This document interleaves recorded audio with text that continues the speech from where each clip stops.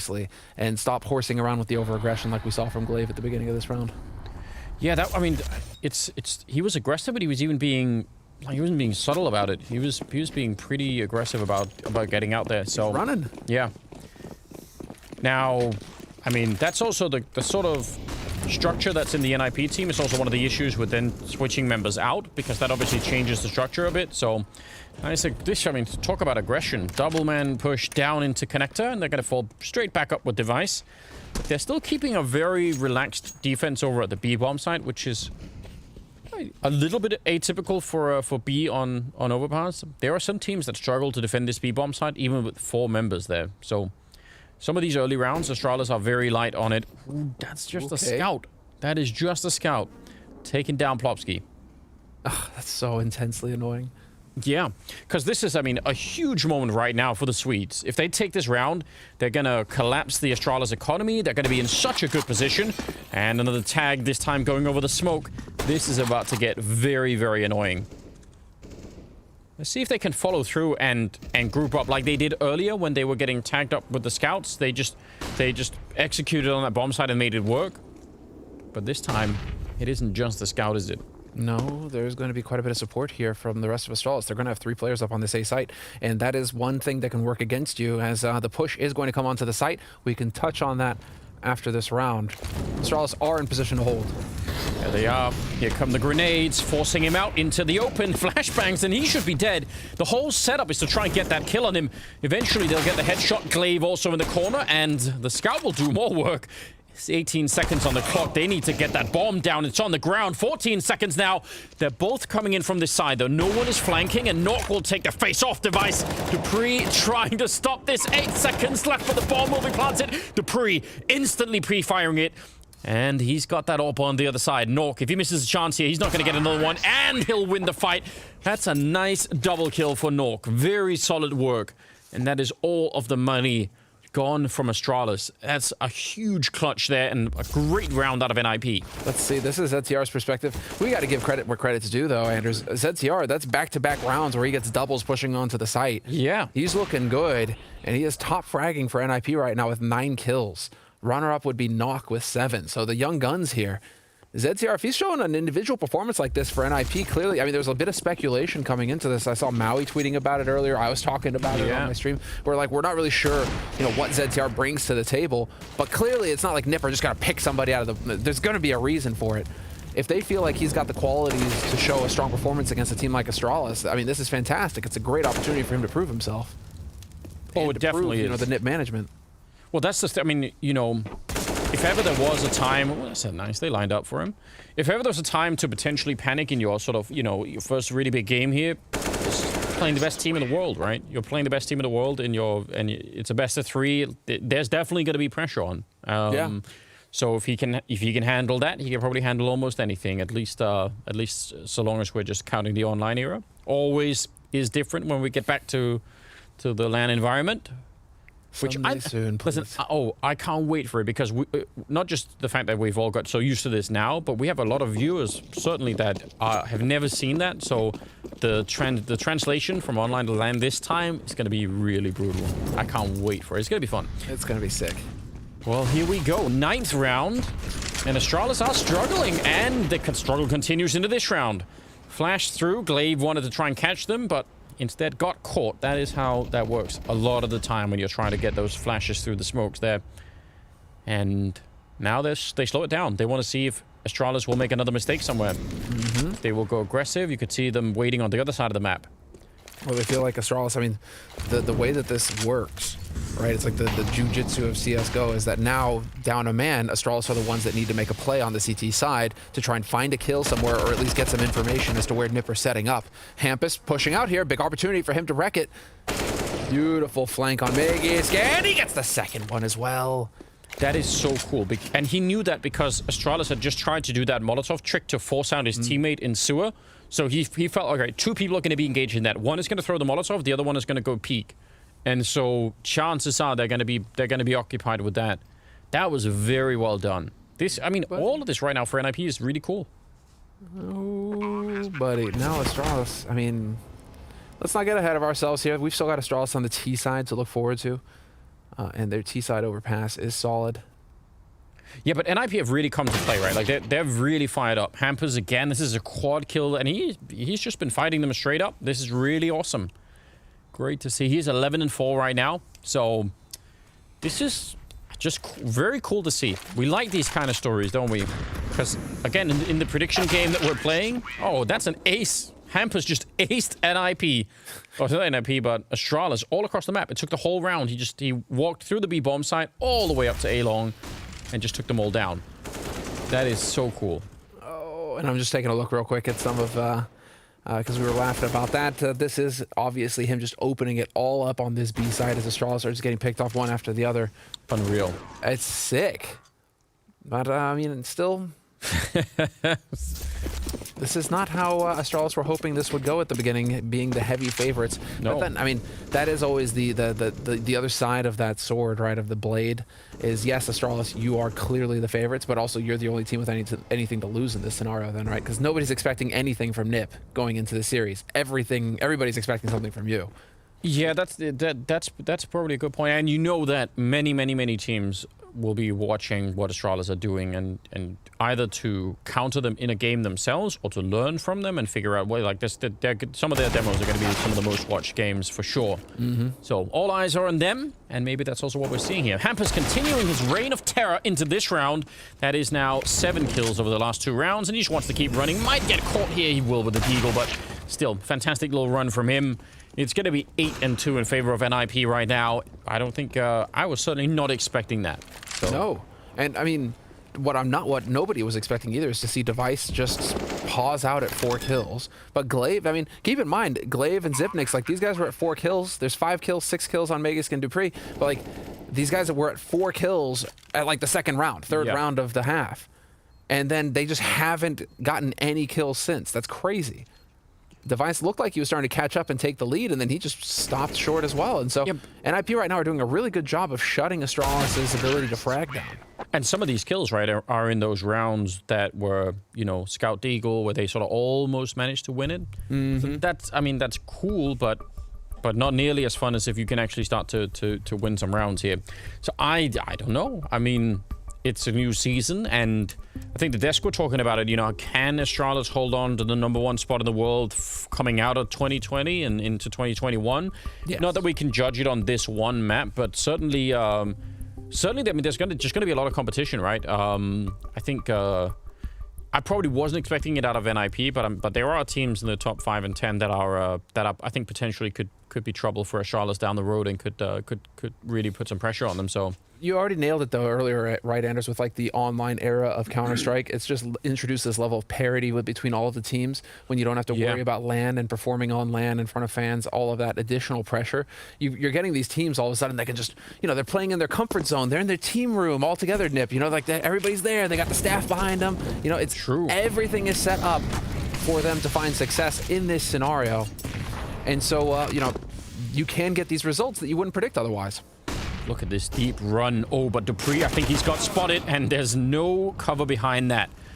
The wooden plates there, or the wooden boards, are just going to get fired right through. It is a trade at the end, so 2 for 1 in favor of Astralis. And again, continuing on with the aggression. But it actually looked like NiP kind of knew what was coming. Yeah. So, yeah, heads-up play really from both sides. Just worked out in favor of Astralis this time around. And now all they have to do is hold on to the advantage here. I'm wondering if they were expecting Device to hang around that long, right? Ready for Dupree, the push for some kind of aggression mid, fair, right? But when Dupree dies, I'm wondering if NiP are like, you know, no, there's no way Device is still holding mid. And sure enough, he gets that kill and gives Astralis the man advantage again. The key there is that Glaive actually kind of backs off and doesn't force the issue on Monster and decides, I need to stay alive in that scenario over here towards B. And so there was an opportunity for NiP to trade it. Now we're just going to see NiP just straight up run onto this B site in a moment. Oh, grenade is going to be right on top. That's amazing. 70 damage across 2 players. They just had a smoke left to try and put that out. That's really important. And Glaive is right underneath. He's going to see CTR coming through. So now Nork and Plopsky, 2 versus 4. I think damage is the best outcome right now. Get another couple of kills here, and don't just let them walk out with 4 rifles. Then that way you keep the economy really low. Not going to be from that. And Glaive with a follow-up. So great round out of Astralis, obviously. The aggression and forcing them back into a B hit, and then The timing of that nade from Glaive was pretty impressive. Yeah, that's Hampus checking. He gets bopped, and Glaive is on the board, Anders. We were talking about it, sitting on 4 kills for 10 rounds or something. Now he's finally got 2 kills. So, good for him. He's up on there. Maybe Astralis are going to start waking up and getting things rolling for themselves on this CT side. Now they've got all the nades that they could want.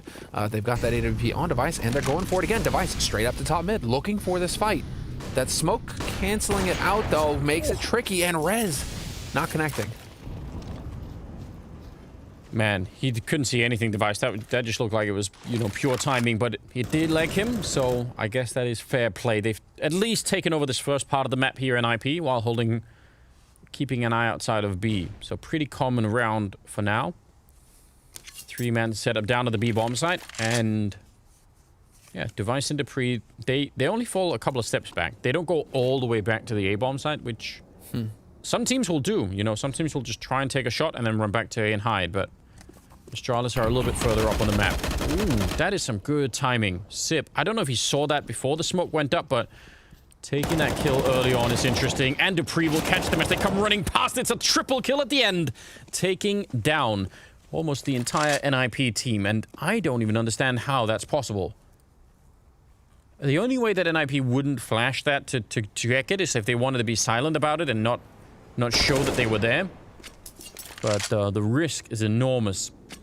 Plopsky now on his own, having to try and do this 1 versus 5. And he did get a kill on one of them, but he's going to get caught before he got to the breadbasket. So no picnic allowed. No picnic allowed, man. He was sent to bed without eating.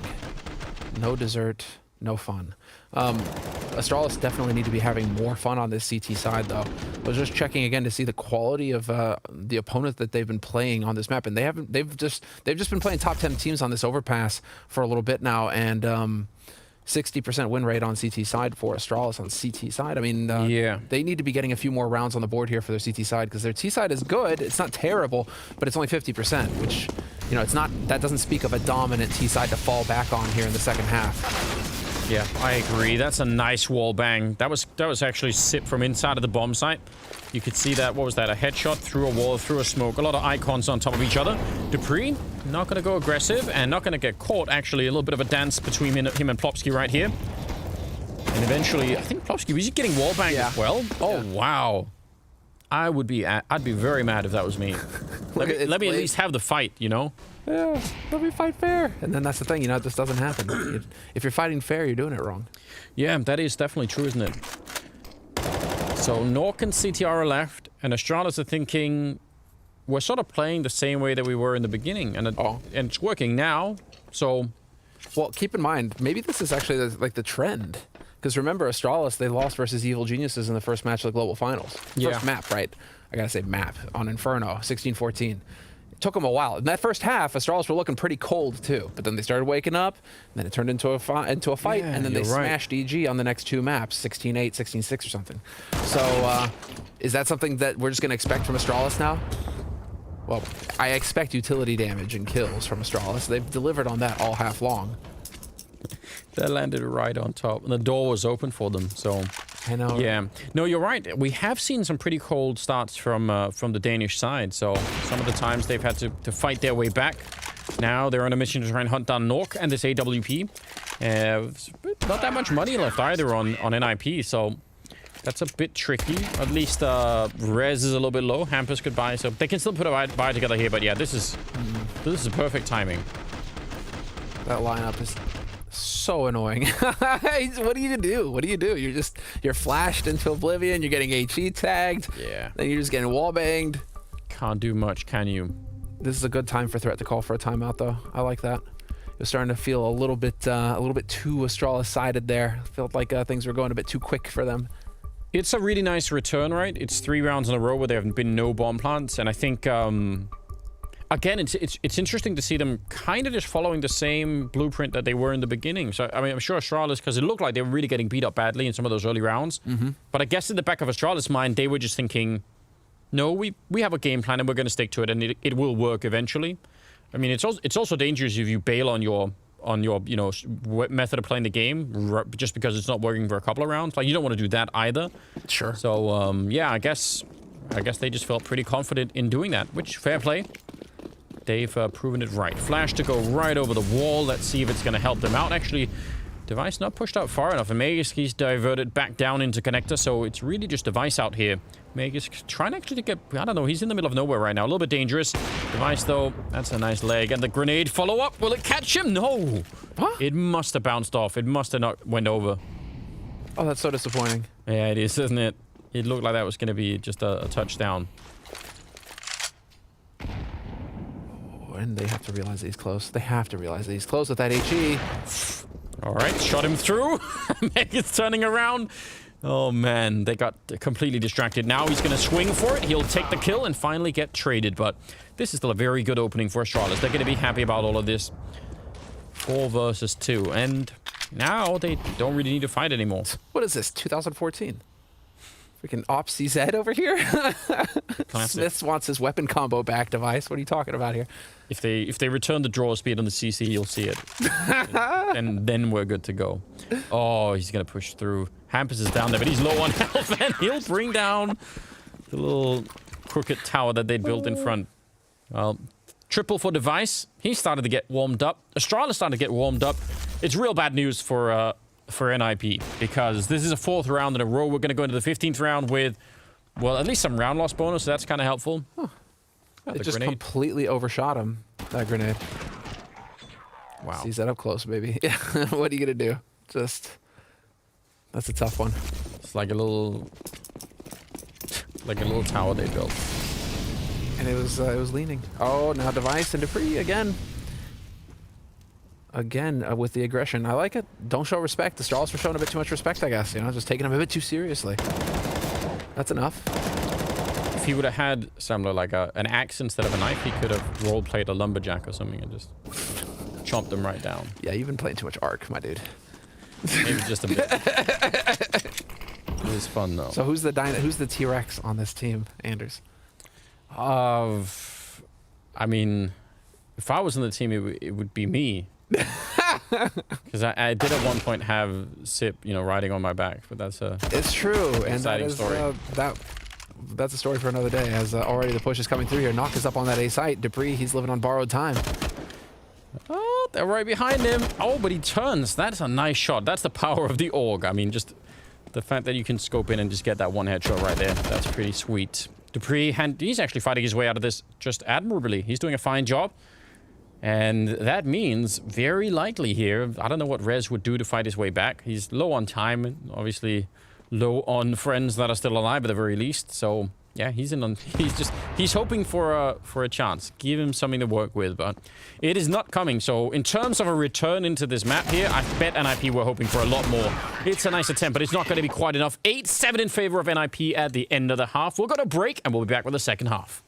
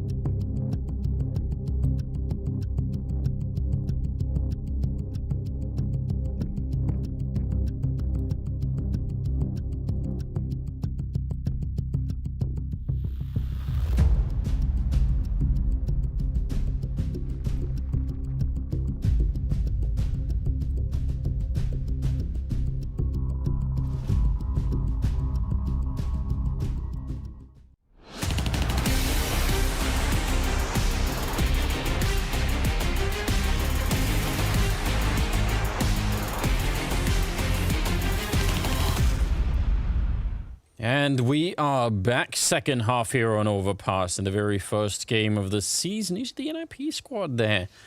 They don't look too sad. They really shouldn't be. I think 8-7 is a pretty good scoreline for the first half, but it could have been way more similar. It could have been even better. Can we just give a shout out real quick to Blast Production for once again just raising the bar, Sneaking in a camera. sneaking a camera in for the managers to have, so we get those free cameras. It's not just always the same cameras of the players over and over again. I hope at one point they fit them with like little secret cameras that they don't even know I about. don't even know exactly. And then who needs ESIC? Yeah, we'll film everything all the time. There's a future out there for that. Project ESIC. There we go, yeah. With the investigations could be real solid. We are heading into the 16th round, second half here, and for NiP, they lost 5 rounds in a row to end that half with, and even though it's a good scoreline, I think overall, you might feel like, we've run out of steam, and Astralis have clearly picked all of it up. So, that needs to change. See if NiP could pick up a good round here. They have a smoke and a kit on CTR, and that's pretty much it. And for Astralis, they have a couple of smokes and a Molotov, so they could get a pretty decent execute in on either bomb site. Don't know which one yet, but let's see if we can find out. Rez and Hampus are right around the corner from where Dupree is, and I'm not sure if there's going to be a little bit of a flash there. Nice shot, but Rez is there. He's in a little bit of a weird position right now. He's got Nork kind of nearby, but still, this is a bit dangerous, and that's a P250. So, could be a straight kill there. Rez is stuck now, though, because Glaive is holding the other side. Along with Magus, they're watching. So Rez is in here, and Glaive wants to get up here and just take out Rez. If you can actually just... Oh, they're deciding to back off. They want to play around on this. Let's see. Plopsky is close enough to hear this info, though. He hears that rotation, and so Knock, you can see already Knock backing off. Rez is out. The rotation's coming in for NiP. There isn't much time here for Astralis to get onto the B site. Yeah, you're absolutely right. 14 seconds. They have a smoke for the bomb, so they need to get in there right now. If they can catch a kill before they get the bomb down there. Oh, what a shot from Nork! Midair, catching the bomb. 5 seconds. They have to plant right now. It's going to be down to the very last second here for Sip, and he'll just put it down before he gets a bullet in the face. So now Device after plant here, 1 versus 3, and they know where he's coming from. They almost line up. That's going to be the one, but the bomb is already defused, and NiP will win the round. Man, that shot midair from Nork. What a beautiful kill that was. Yeah, that's a slap right there. We're going to get it again. Oh, he's running forward. That's amazing. Just sit down. And that is monster. Both pistol rounds picked up now for NiP on this map. And that hurt so bad that NiP decided that Astralis called for a tactical timeout. It's too much.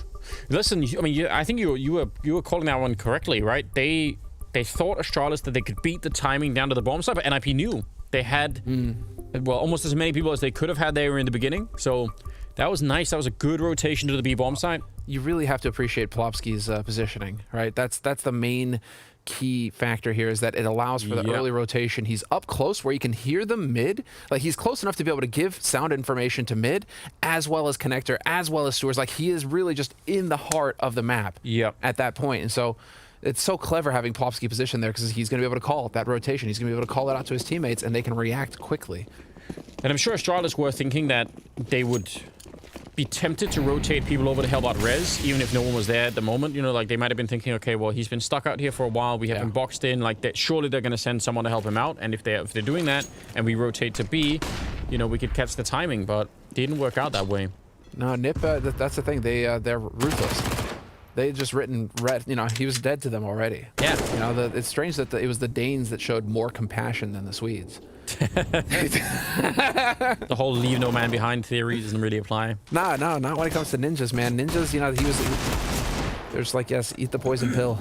You served well. You've been caught. You're no longer of any use. Well. Do we need to In Rez.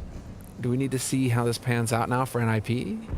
Oh, there we go. Little HE damage. Oh, we'll get in on that. he was already low. I don't know what's happening on this side. Glaive and Rez are sort of close to each other. This is just like 6 people on the map left, and they're just so far apart. So now that's the bomb down with 15 seconds. That's a nightmare. Sip has to fall back, but now Plopsky's pushing out of B. I think everyone has lost control of this. I think NiP might know a little bit more about what's happening, but ultimately, this is just complete chaos. I don't know what Sip is meant to do here.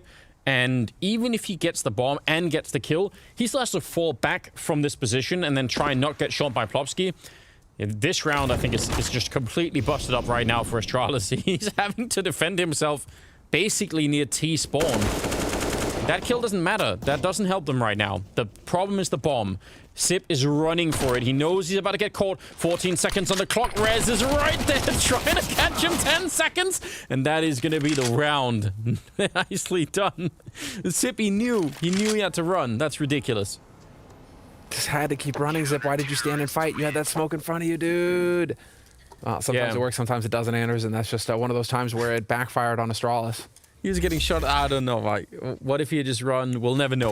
We don't have the counterfactual, do we? So we just have to ignore it. I don't know if he could have got away. Maybe. That angle is brutal.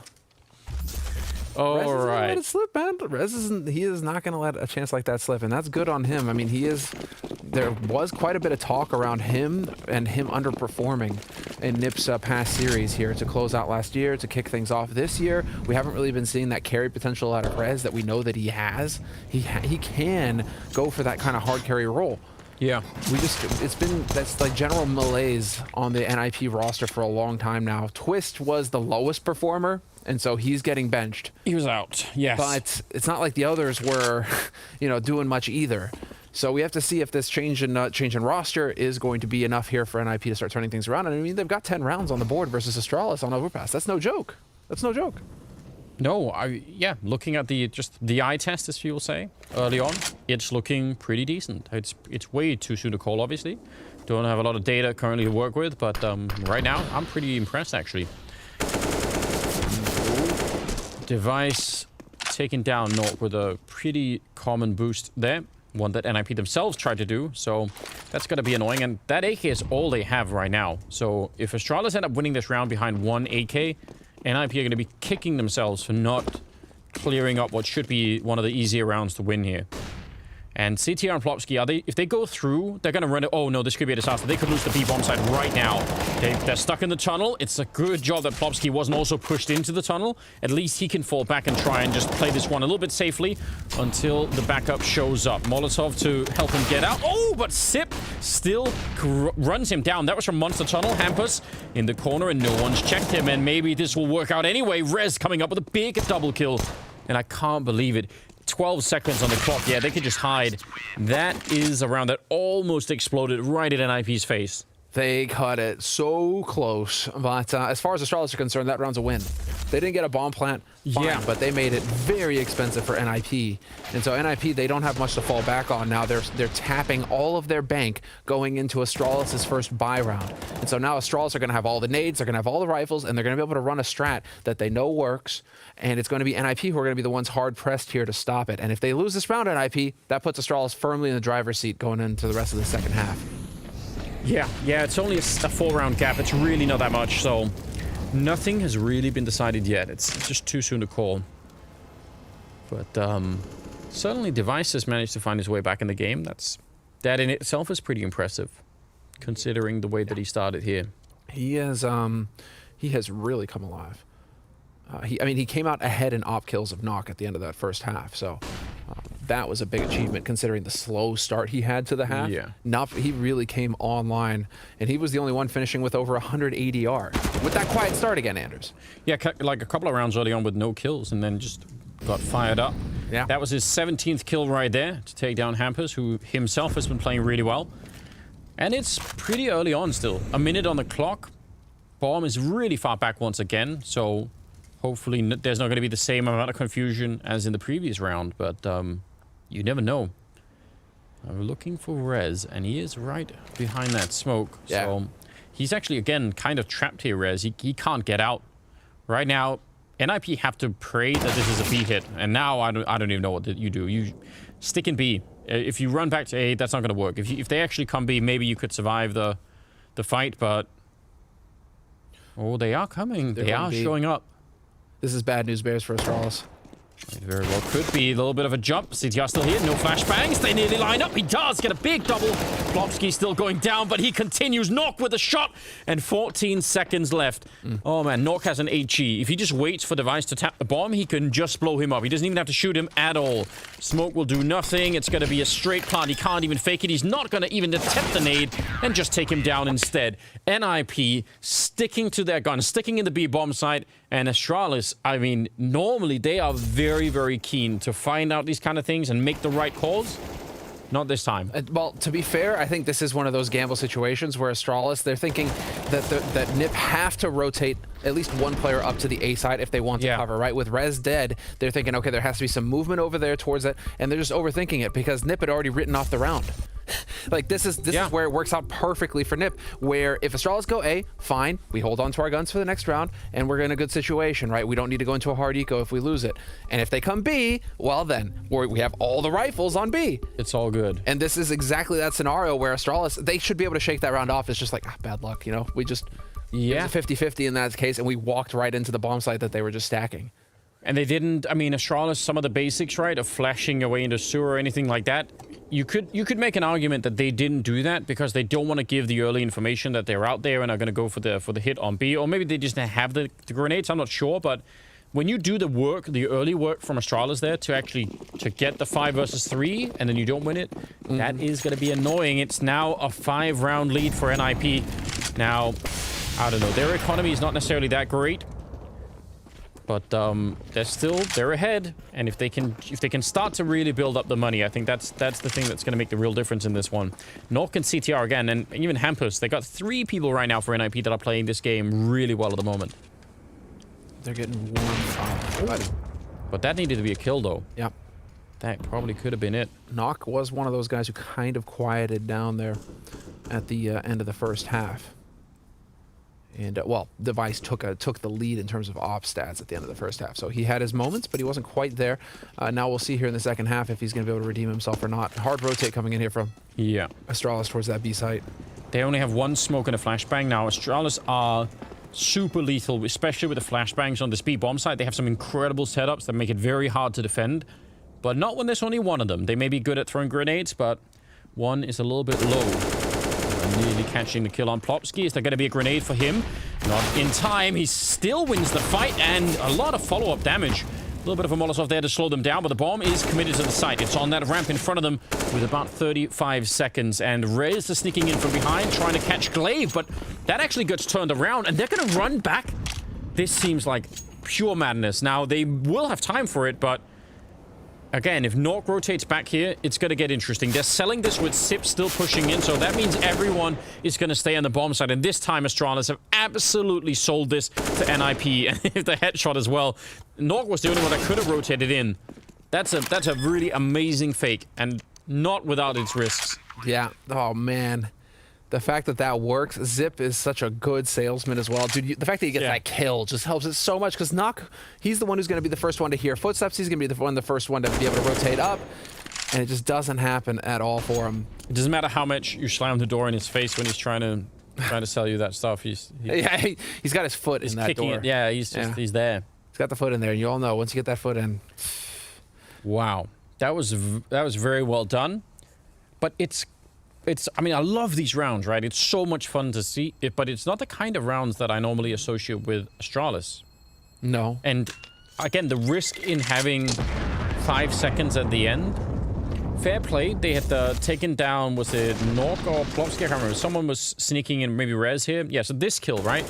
That probably is where, so it's Rez. So that's probably where they think, okay, that's fine, we can run back. But what if there is someone else, you know, like up there, someone rotates back and they like 1 kill at the end there and they just lose the round. So pretty risky. But that's Glaive redeeming himself, isn't it? It is, yeah. He's had some really kind of, let's say, weak rounds in the first and at the beginning of the second half here. Ooh, clever stuff. We got the matchmaking strats coming out. I like it. Pull out all the stops. You let them know that you have an AWP now, though. Astralis is going to be aware of that, and we'll see if they can get a punish going. Meantime, ZTR has been boosted up above Plopsky, hoping for a shot. I mean, look at this. They're giving ZTR the boost. Yeah, setting him up for it. Although that position is also one that Astralis sometimes will triple nade, so maybe they're just saying, you know what, if someone's gonna get naded, it's gotta be you guys. It's a hazing ritual, you know? Gotta get him feeling, you know, feeling the pain. Oh, I want to take a look now. Now that you mentioned that, I want to look at what the stats are for nade damage. It's still actually disgusting. They've got 3 players with over 100 utility damage, Astralis. To give you perspective, right? It's like 162, 149, 135. And on NiP, there's only 118, and that's on res. Everybody else is low 30s.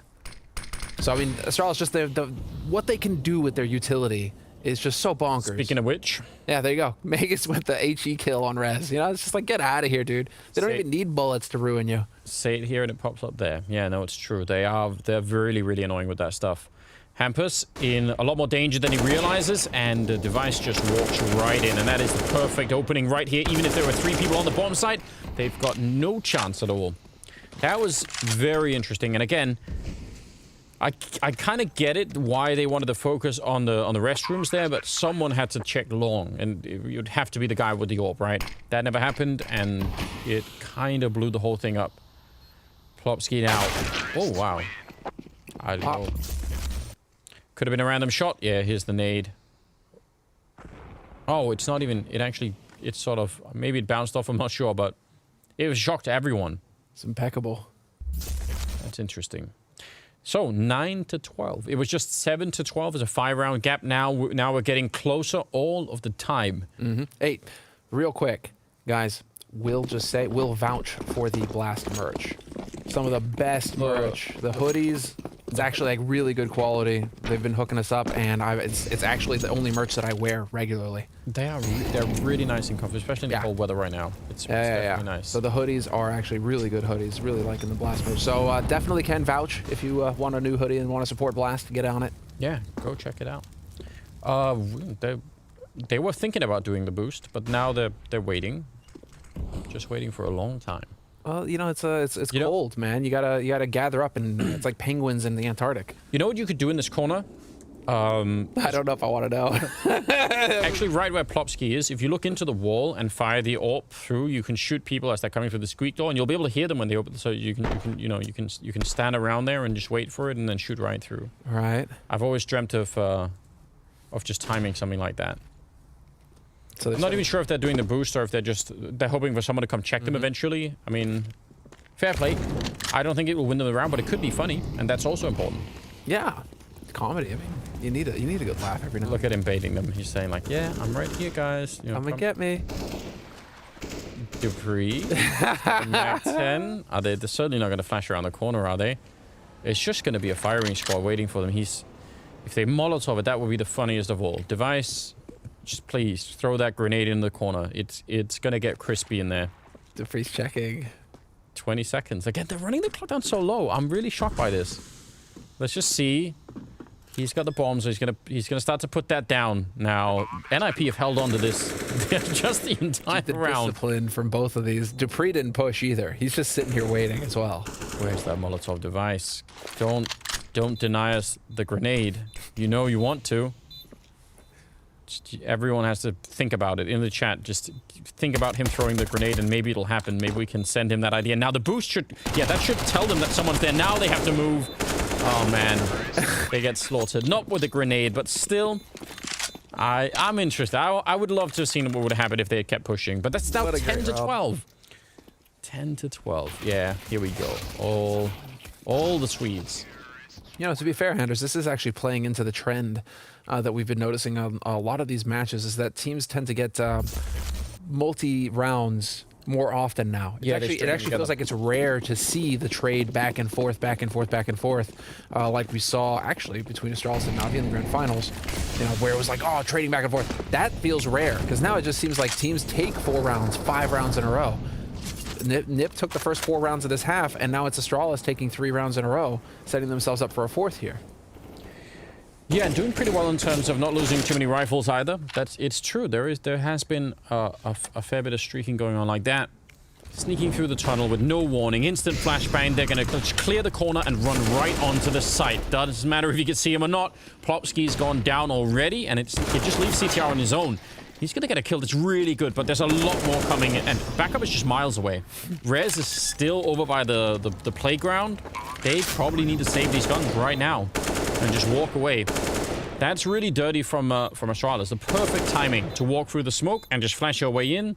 You could see that there was no way, unless Plopsky and CTR just hold the bomb site on their own, they're not gonna do anything. Yeah, this is a good job. Really, really cool bit of timing there. Yeah, very clean. And I don't think that ZTR can feel poorly about his performance right now. He's the top performer on NiP out of all the players right now.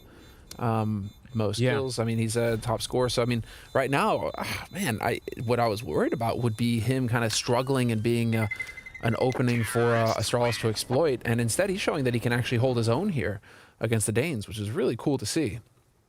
So curious to see how this pans out here for NiP. But at least as far as this map is concerned, I mean, it's looking like Astralis are very firmly in the driver's seat now in the second half. And yeah, here we have the average damage. Yeah, Device still just clearing above 100.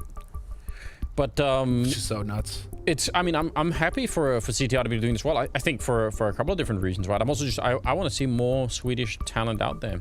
Yeah, because it's not like we haven't had a lot of new talent. Like, I mean, this team is made of new talent, right? So that's there, but it's Sweden that we're talking about. It's like the Counter-Strike country, you know, forever and ever. So I mean, Denmark's been fighting and overtaking it maybe for a while here, but historically, Sweden's been the place to be.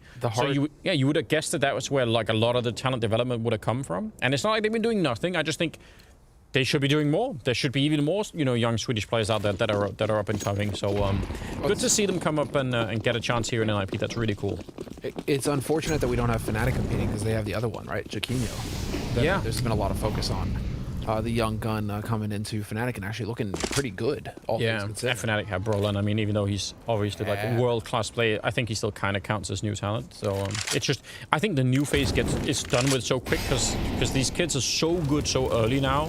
Normally, like like it would have taken a couple of years to play someone into how good Brolin is, but not anymore. Here's a bit of a trade. Rez actually with an M4 though. Plopsky couldn't get the gun out in time, and he's going to be going down. Glaive with a double kill as they come through to try and help out. That looked like it could have worked. They nearly held it, but now it is all tied up at 12-12. And Astralis, that's a 5th round in a row that they just picked up. They're looking so good at the moment. Interesting though is that Glaive decides to pick up the AWP for Device. Device had the chance to save an op earlier from the one that Hampus had in that troll round where he was going for the wallbang. Yes. Device could have saved the op then, and he decided, and he didn't. He held on to his AK. Quad boost. Oh, it's not looking like it's happening, dude. Sorry. They're denying it. Well then. What is this? Oh, ZTR is getting roasted. He's got to be careful. Device right on the edge. He's got the angle with the op. Can't quite see his feet, although, you know, you've got to be real careful walking around there. Not quite scoped up for that. Rez and Nork are pushed up fairly far over and long, so they're going to get some information that not that much is happening. This looks like it's going to end up something like a B hit. And I don't think they're going to be waiting forever either, because, you know, eventually you're going to be worried about someone pushing up over on the A side, so we'll see. Do you think Plopsky spotted Device out there right now? I don't know. Sure. I don't know if he would have spotted him considering the angle Device was holding. This might get dicey here on the B site. Oh, it definitely will be, and they're really lacking the grenades. Hampus has actually fallen all the way back to the A site. So again, NiP, this defense here at B, I'm not sure it's going to hold.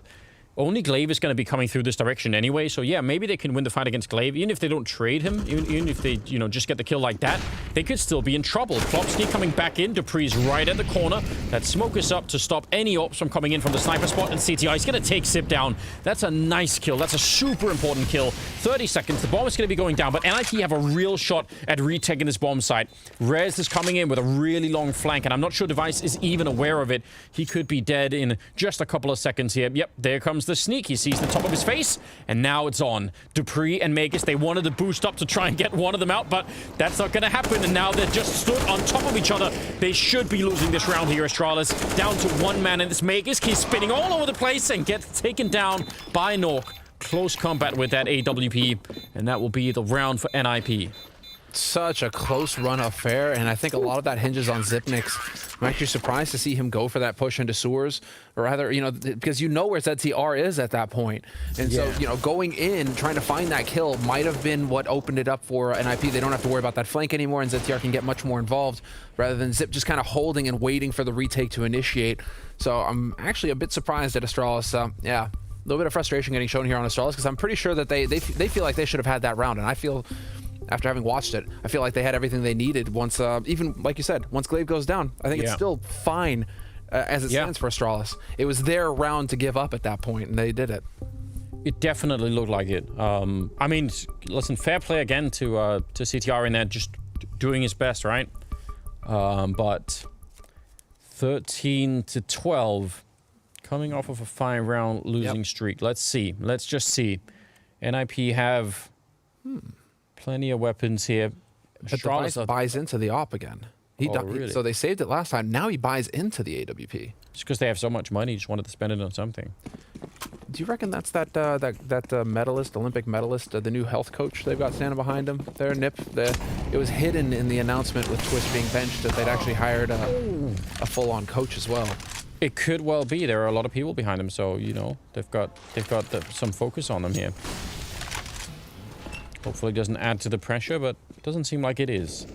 Glaive goes down. That was through a smoke. That was Nork just pushing up to that corner and taking the shot blindly, and it worked out. Now we're going to see an attempted boost to try and look over. Now they could try and catch Plopsky here.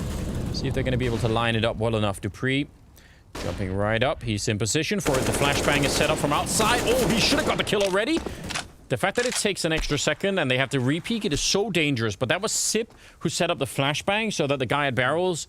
I mean, even if he was looking at it, he would be blind. That is a very, very well-timed flash and just a nice execution of that, even if it took a second longer.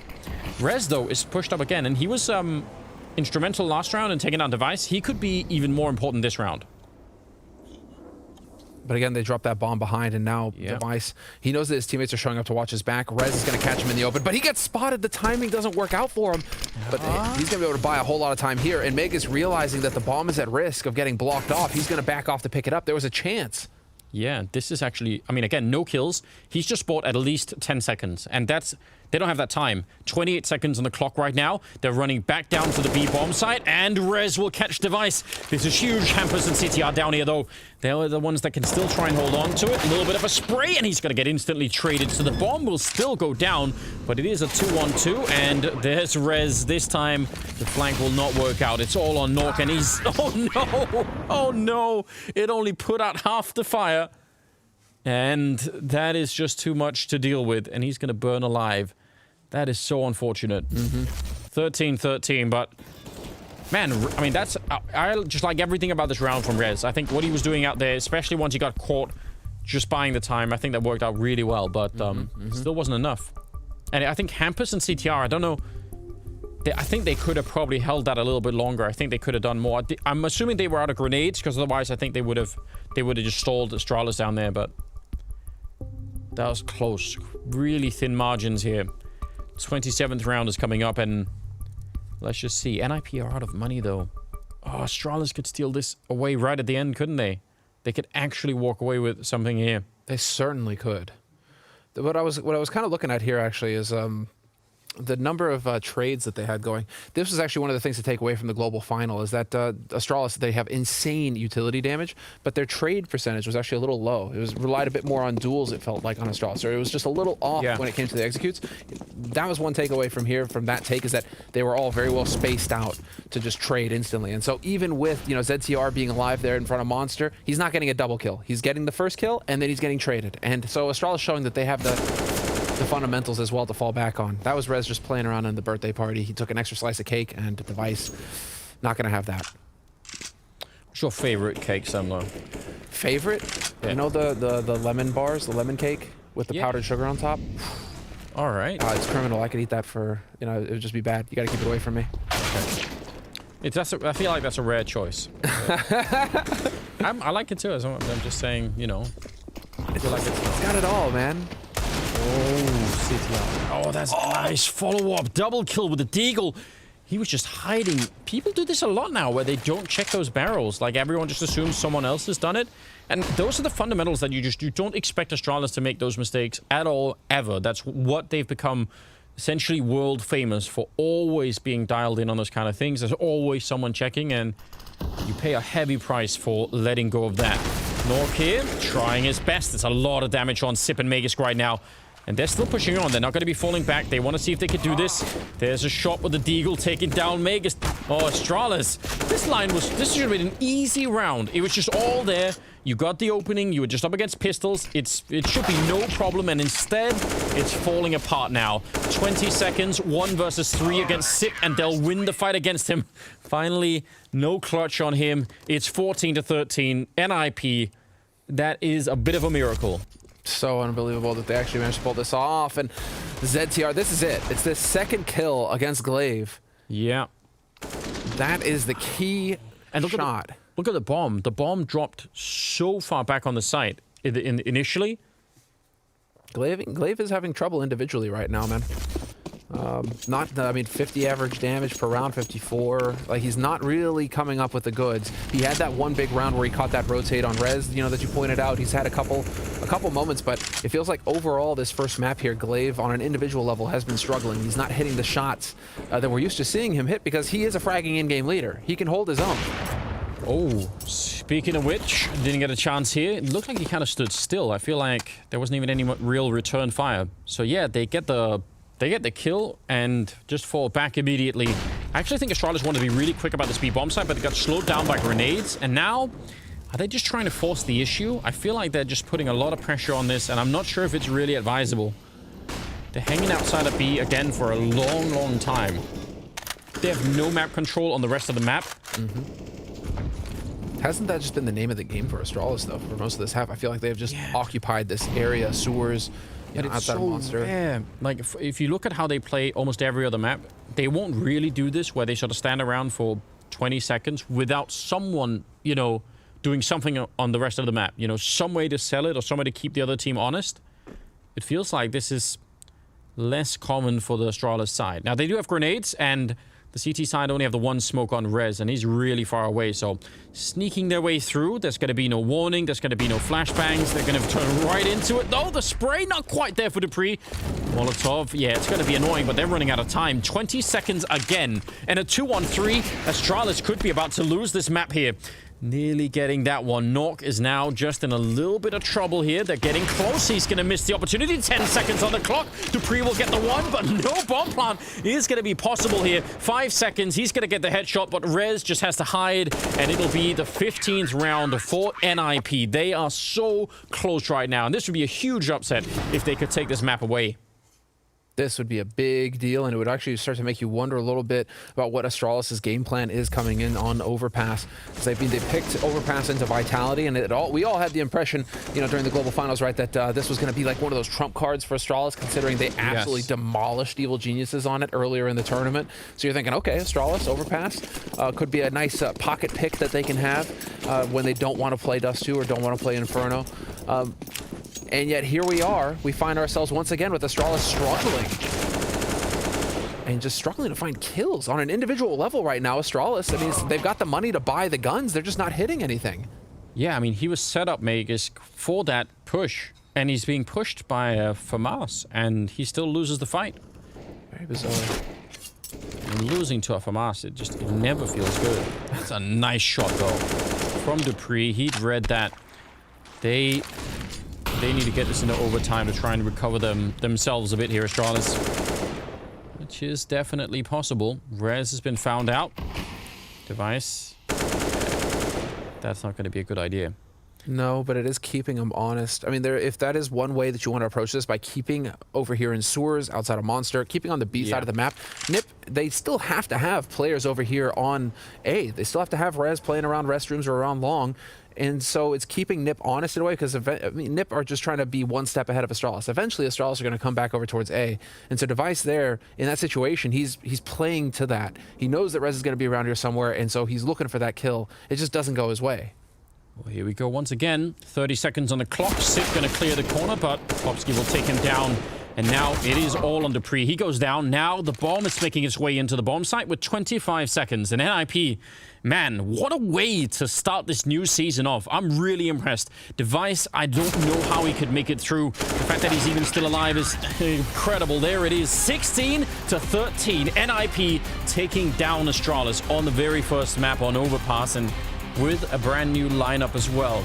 There's so much to think about here. I think that's very impressive. That's a really good look for the Swedes. Absolutely. Fantastic. I mean, they make a change and they get a big win against Astralis on the first map. It's not the best of 3 yet. It's worth pointing out, guys, that they need to win 2 maps to win the series. But one thing that's going to be really fun to see here is how this goes on Inferno, which is Astralis' map pick next. Oh. That's where they lost against Evil Geniuses 16-14, you know, to kick off the year with the global finals. Here they just lost on Overpass 16-13. Yeah. Now, if we hold to my theory from earlier, Anders, like, it's just the first map, they're kind of getting things warmed up, Astralis, they're going to take this break and they're going to come back, and if it goes that way, the way it did in the global finals, yeah, it should be that lighting up NiP on Inferno. Yeah, that's a good point. Should be. I think it's going to be really tough for NiP, but I look forward to it now. Either way, I'm impressed. I think they did a really good job, so let's find out. We'll go to a break, we'll back the desk, and obviously the second map. Stay tuned.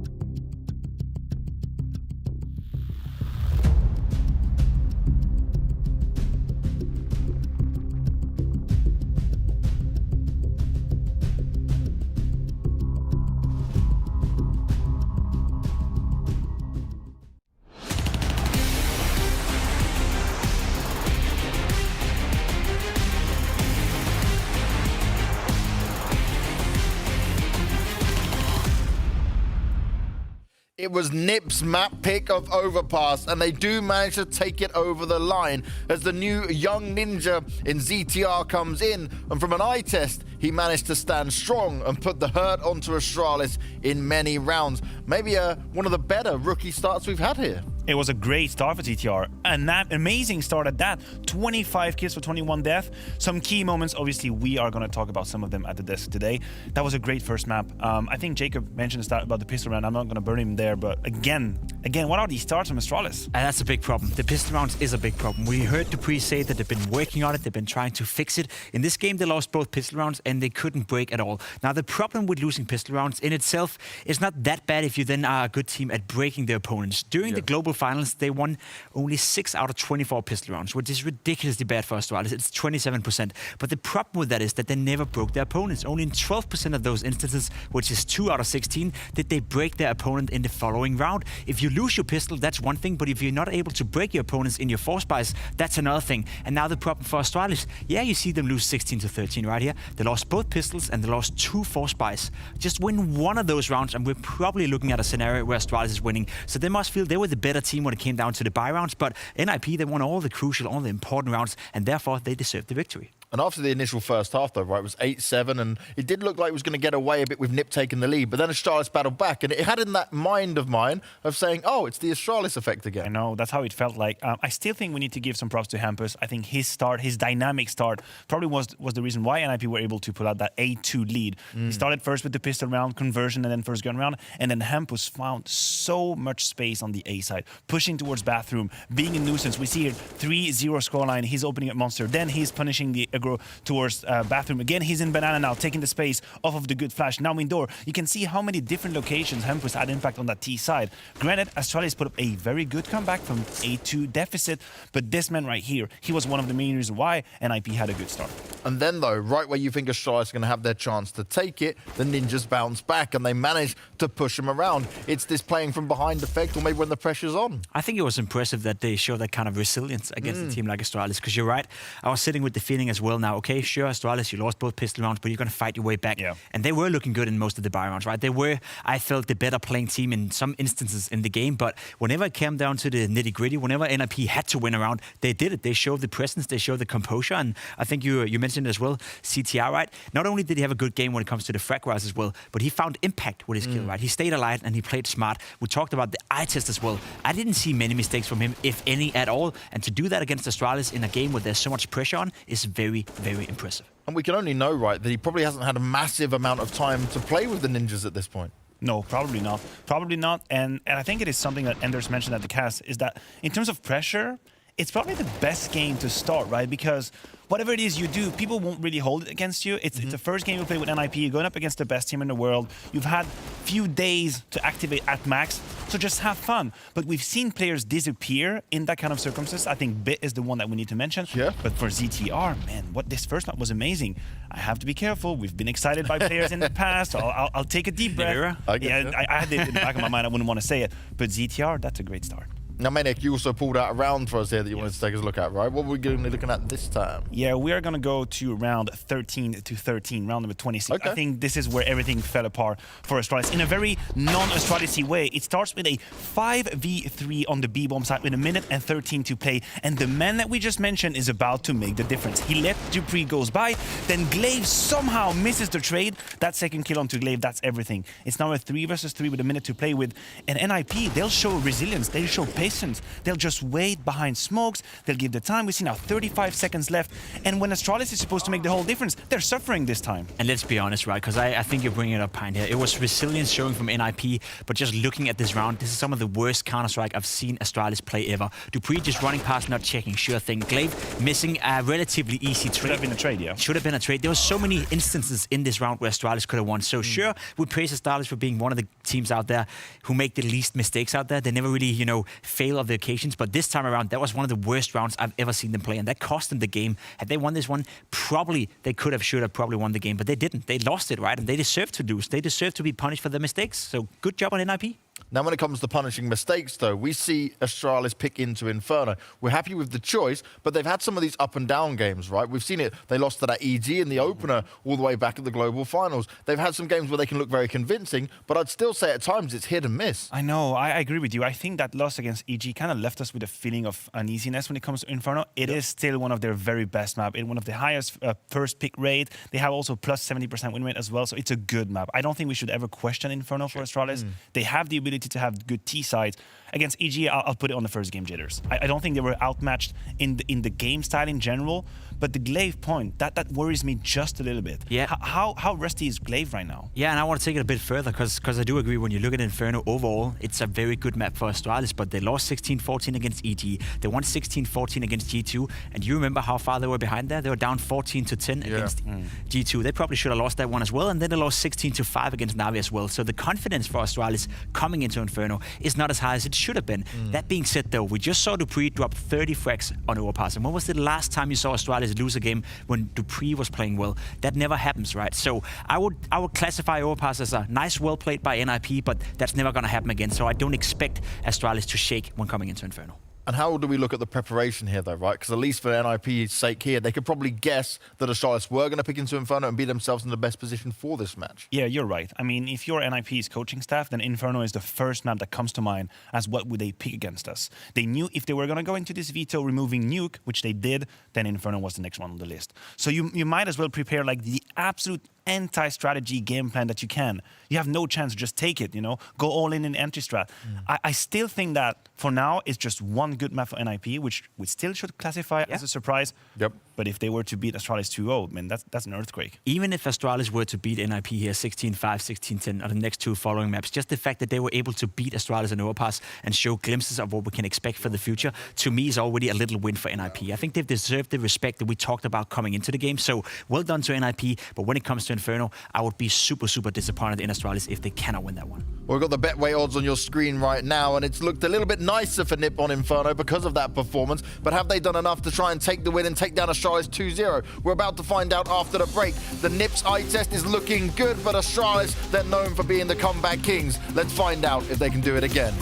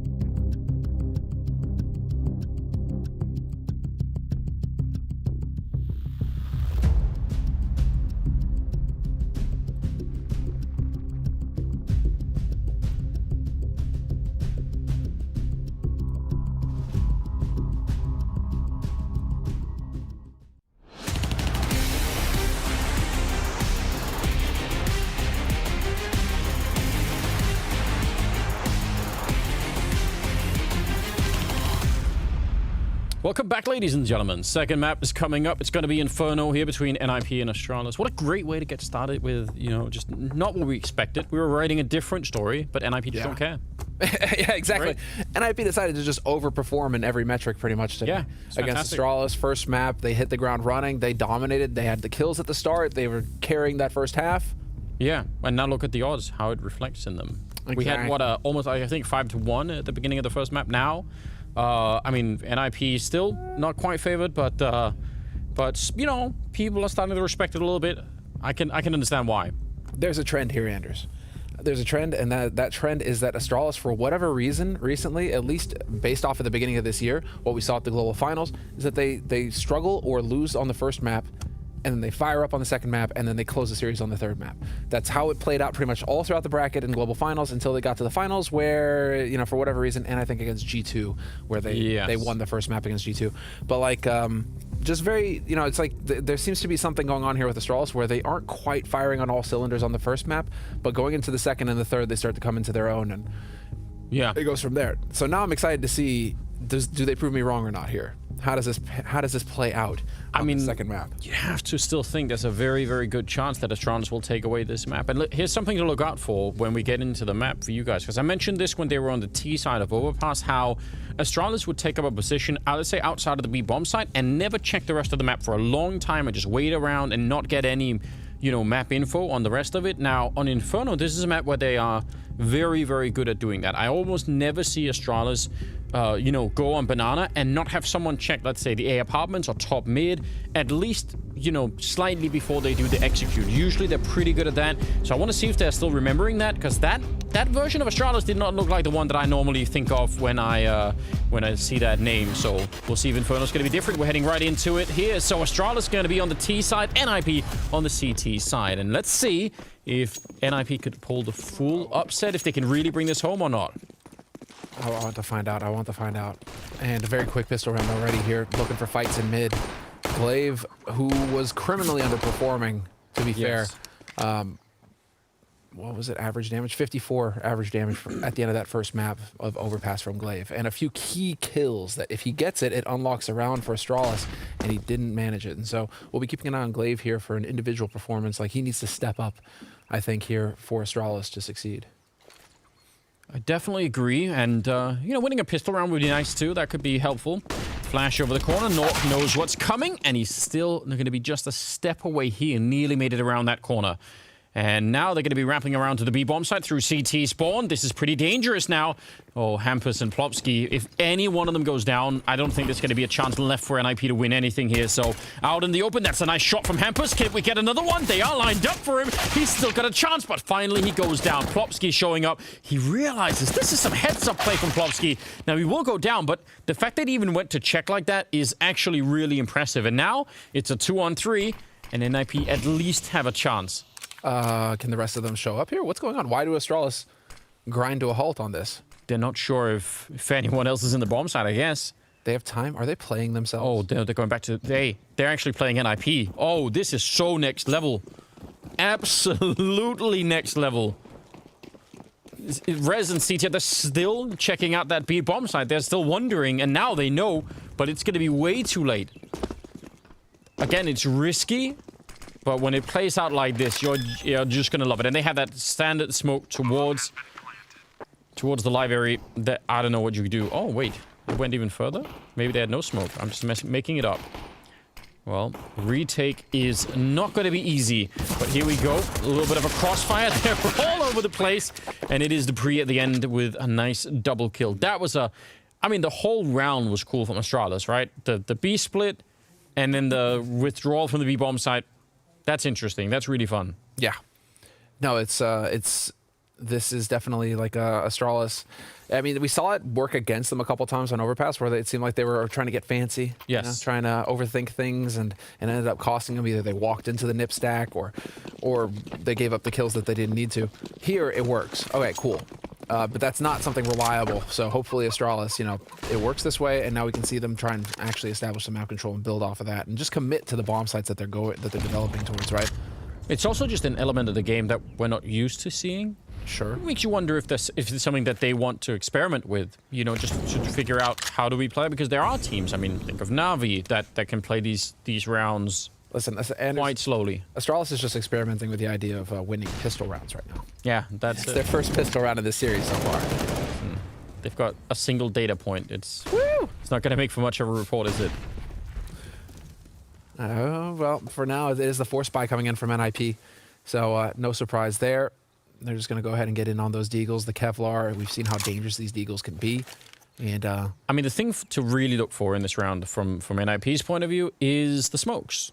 And right now, Astralis, I mean, they pushed top mid, but actually NiP have held on to these smokes incredibly long already. I'm really impressed that they have as many as they have. And if Astralis make a mistake and leave it down to, you know, 25 seconds here, and then they still have a smoke left, that's going to be huge. Yep, there's one of them in Glaive. He's reading it. He knows we have to try and put some pressure on here. Coming through the smoke a second time, and he didn't reload. Nork with a headshot on Dupree, and they thought he'd fallen back. Now they're going to be running into Plopsky here. He's got the C-set out. That's the bomb on the ground. 25 seconds, but he can't follow it up. Hampus is going to be in line, and he actually has a Molotov, so I don't know if he wants to use it. Oh, but they run into Glaive with a UMP, and that leaves Rez alone. Down in the pit, still 15 seconds. This still could be lethal. Rez not quite getting that opportunity. The bomb is almost there. He's trying to catch it. Nice headshot. Can't get the second one, and now Hampus is going to be showing up. What a lethal round. I mean, NiP really doing a good job here. Not sure if they can finish it, though. Hampus, he still gets the shot, and he pre-fires right into the pit. He knows where he is, and he is just a second short of actually getting that kill. It could have worked out. Astralis had to fight for that, and NiP, I think they had a very, very good read. This is very cool. I'm freaking out right now, Anders. Dupree.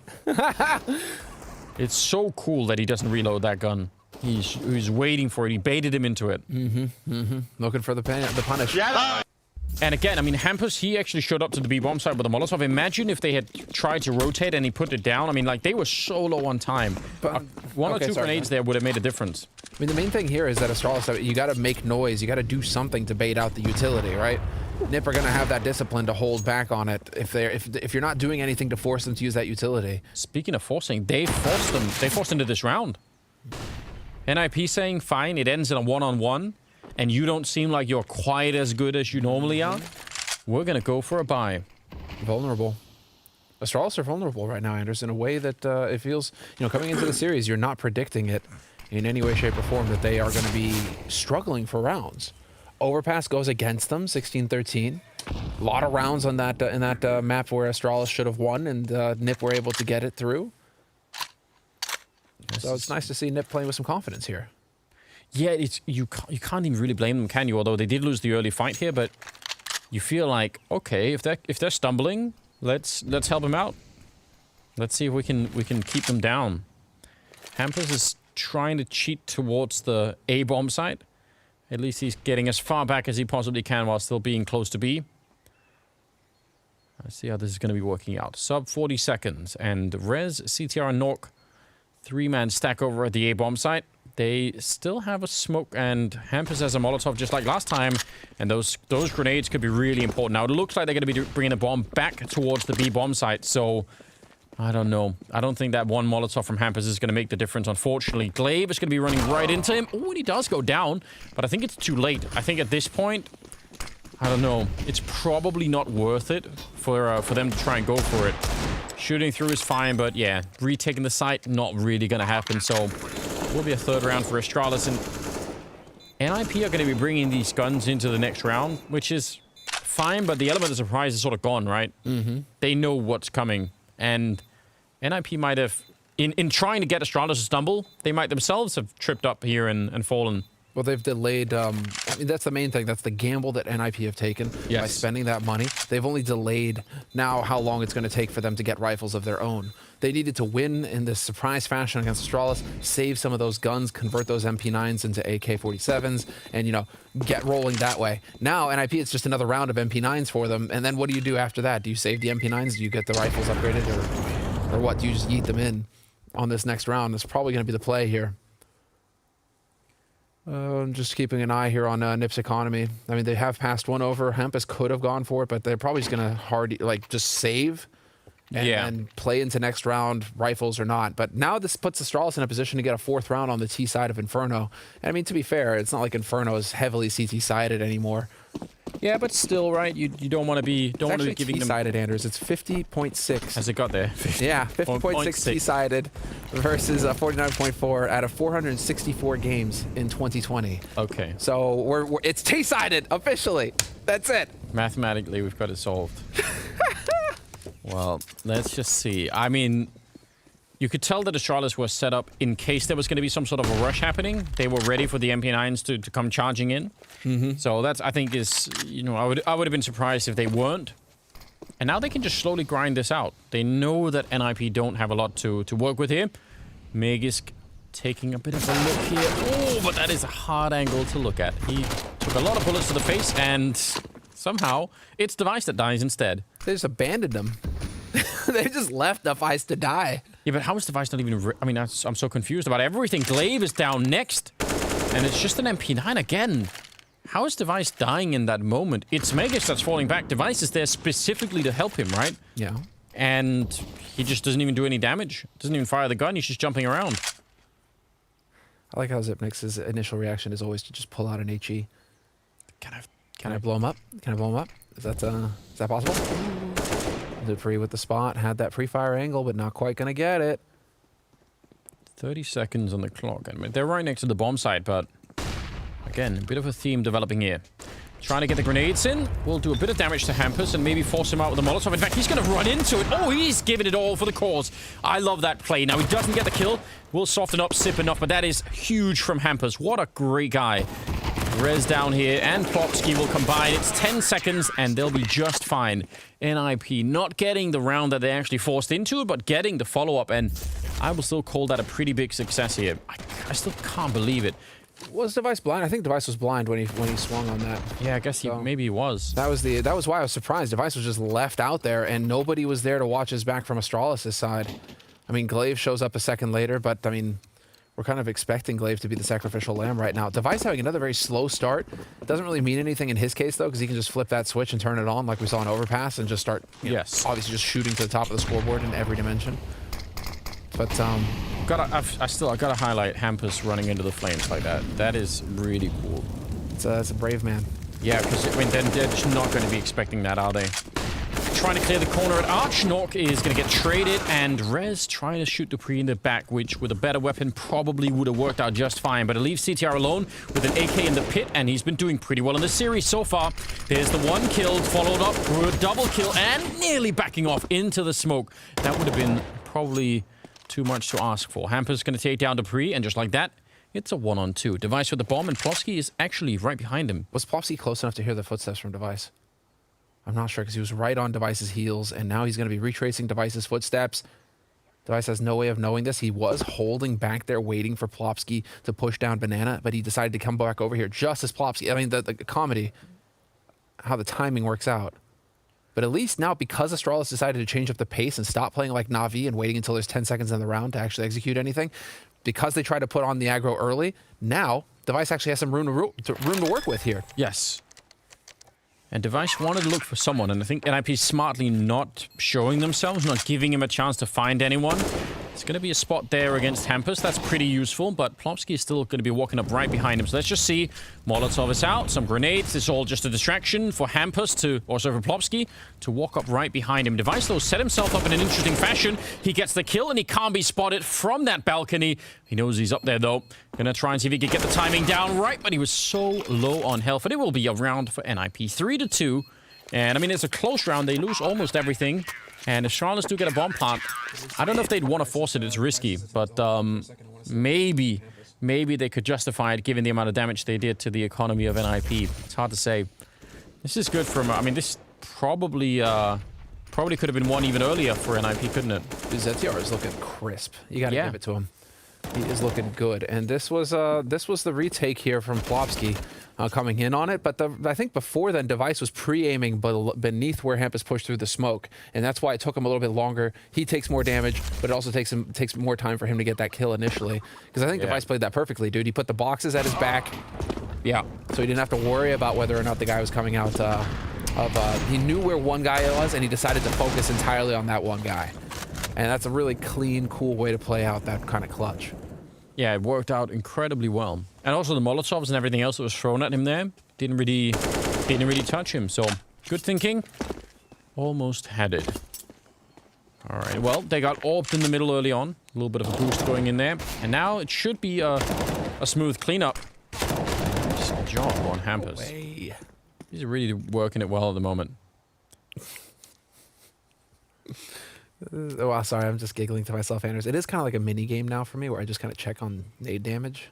Are they getting that even if they're losing? Dude, 100 nade damage already dealt by Zipnix. 53 by Glaive. To put that in comparison, right? 4 damage for Rez and 3 damage for Knock. Nade damage. I wonder what I mean, we don't know anything about the correlation, right? Do we between... I guess more grenade damage is good, but we don't know how much... Where's the difference? Where's the cutoff point, right? Sure. It certainly speaks to... I mean, it's certainly going to make your life easier if your opponents are softened up. Yeah. But theoretically, I think you could end up in a scenario, right, where what you're sacrificing to get the grenade damage is not worth it, you know? Like that could probably be possible. We've all been there where you throw out a grenade and then you do throw it and it does some damage, but you get shot wide as you're throwing it. So like, doesn't really mean anything. But it's like 715 damage total across all 5 members from Astralis last round with nades versus NiP's 239. Oh, last map? Yeah. That was last map, right? Yeah. But like NiP won the map, but they still did, what, a third of the damage, almost. I mean, yeah. Roughly. Wow. So it's weird, you know, it's if you frag hard, if you click heads. It's just so... You know? Well, that's the thing, though. I mean, like, at this level, 700 damage across 30 rounns. It's significant considering... Maybe, but if they're all on, you know, if you just translate it to 7 kills, which you probably can't because, you know, they're not going to be... It's not going to work like that. I don't know. It's the math on this is kind of interesting. Someone do the hard science for me. I can't do math on stream, especially not. Nork, caster rule. Yeah, it is a rule. Nork getting grenaded, but he's sticking around, and they weren't expecting it. That is a nice shot. And he's got Hampus right behind him. They actually have a 3-man setup really late into this B round, or at least it looks like it's going to be a B round. Now they're drawing Hampus back, which looks like it's at the wrong time here, but let's see what NiP could do. Nork is in position with the AWP. He's got a smoke and a Molotov. If they can slow them down and even get another kill here, this could be great for NiP. All right. Timing to run through is pretty good. Device, instant takedown, and that's all they needed. That was the 1 kill. Now it's just about getting that bomb down before too many more people show up, and they're going to try it right there. Spam not quite connecting, not hitting anyone at the moment, and now it's an afterplant. And they have that AWP on Nork still hanging around. Retaking this bomb site is so tricky. I could understand it if NiP want to try and find a kill before they do anything else. Deep grenades here, trying to force them out from behind the boxes. And actually, look at Astralis. They're going to go fight them before they even get into the site. They line up. That's Glaive with a big double, and he's just going to continue. Good triple on him at the end, and Device with a double kill. And Device also got that entry that was worth so much. Got that big entry, and I think what's really cool here from Astralis, like, let's take a look at this as Device. He figures out the guy's holding first oranges, but this is Astralis also going back to the tried and true, kind of like their playbook. You know, it's like you can see the smokes that they get down, they open it up, the flashes over the top, they get the molly in the back. You know, it's just like they go back to something. They're like, okay, guys, let's try and eliminate the chaos. Let's stop trying to play on the fly. Let's go into the playbook, and this is something we practiced. We know how it's supposed to go, and execute. And well, we see, just works out perfectly there for Astralis. And so that's a confidence-building play for Astralis. They can feel like we didn't luck out or have luck go against us. It's like that's something that really just works and we can build on. It's really, really well done. And, you know, that's in spite of the fact that they lost that early kill over at the corner against Nork. They just decided, yeah, but we're still gonna show up. And NiP weren't expecting that. They pulled Hampus back, and that left them slightly weaker than they would have been otherwise. Deep setup here towards the new box. I mean, this boost can catch people off guard, but on the other hand, 1 good Molotov under this position, and you're in a lot of trouble. Here come the flashbangs. They check instantly for a Device. Another entry, and that's the round. Just, again, some of these kills here for Device, he's only got 5, but he's basically opened up the last round and this one. So that's pretty impressive just on his own. Really well done. I think it's just really unfair of Astralis to just open it up. To just keep taking B site like this and to avoid ZTR. because, you know, the stats are going to be, everybody's going to be looking at the stats for ZTR, and if he underperforms at all, right? And now they're not giving him a chance to get kills. They're not. It's true. They're not giving him a chance to get any kills, to do any damage, Anders. Listen, we've been saying it for a long time that people shouldn't just be looking at the stats. Like, they really do sometimes tell a weird story. So I don't think we're ever going to be successful in that mission, but we should keep saying it. Yeah, over and over. It's that's actually Thorin. You know, he's big on the eye test, and it's true. The numbers will tell you one story. Oh, what? But the eye test can tell you something different, right? All of the different factors coming in, intuition. Nicely done, though. 1-2 combo there from Astralis. That is clean. I can't believe that he's... That's so ridiculous. Wait, what? Threat is... That was Threat reacting. Was he just that surprised that his player survived that? No. Hard to know. He was suddenly... He didn't look like he was happy at all. Run boost into the middle. I love it. But didn't catch anyone. Well, I caught a grenade. It's not what he was fishing for. And, yeah, they're low on money. I feel like NiP, you know, from forcing that third round and not winning it to then winning the fourth round, like, they've set themselves up in some strange fashion here where, like, the economy is just going to be so weird for them all of the time, and that is, like, that's the main struggle, isn't it, on the CT side? How do they make up for this? Astralis are actually, you know, well en route to have a pretty good first half right now. They're playing it out as we'd expect, and there's the Molotov that's going to go past Plopsky. All right, they need to check Plopsky, and they get him. Nicely done there from Magisk. Yeah. And he's going to feel so sure in checking that. There's a Molotov to just stop anything else from happening. They have the setup. This is where they have the rifles. If they don't fight this now and get some kills, it's going to be done. CTR can't do anything. He's got a USP over at the A-bomb site, so either you risk the rifles and go fight at Banana, or you don't do anything at all. That's a nice flashbang out, but it's not going to matter. Yeah, get the rifle and try and live. I don't think there's anything that he could do. A kill would be amazing right now. They're all going to be coming for him slowly but surely. Oh, yeah. That's unfortunate. In your mind's eye, you know, you're in that moment. We've all been there. Where you're just like, I'm totally going to, like, double tap him as he goes by, and then I'm going to whip around and get the guy in short. Yeah, you create, like, that little movie, and then when you actually go to press the play button, it just doesn't work out like that. It doesn't work that way, man. Oh, man. But yeah, I mean, good stuff here for Astralis. Look, pretty safe round, I would say. It's going to be 6-3. Magisk, yeah, you see the fire there, so he's got no issue at all in just taking that fight. Easy peasy. Yeah. And very, very clean stuff here from Astralis. Not really going back, not really playing out the chaotic aspect anymore. I feel like they're going back into the playbook here. They ran that twice on B. This round was kind of just hold and see what NiP are going to do, because they know that the economy isn't going to be stable for NiP. And now in this round, this will be the fun one. What are we going to see here? Did Device? Yeah, Device got an HE again. We have HEs on Magisk and Device. Who's got the good spawn? Magisk is up close. All right. See if they can unload some of them into Banana, maybe? Banana or top mid. I would like to see top mid, because Knock keeps trying to peek, right? And they got success last time, and they would have seen that they got success with the HE last time, so... you know, it's just like keep punishing them. If it's working, it's working, right? But now Device commits to the top mid, to the top of Banana with his HE. It's just the game within the game, Anders. Yeah. You gotta love it. Not too much happening on Banana, right? Like, it's pretty conservative, which is fine. I mean, I can understand it if NiP don't want to be unloading all of their nades in there at the start of the round, which some teams do. Mm-hmm. And so far, I think... Oh, second Molotov, hoping that they can't put it out. The spray is still... That is so much damage. Look at how cool that was.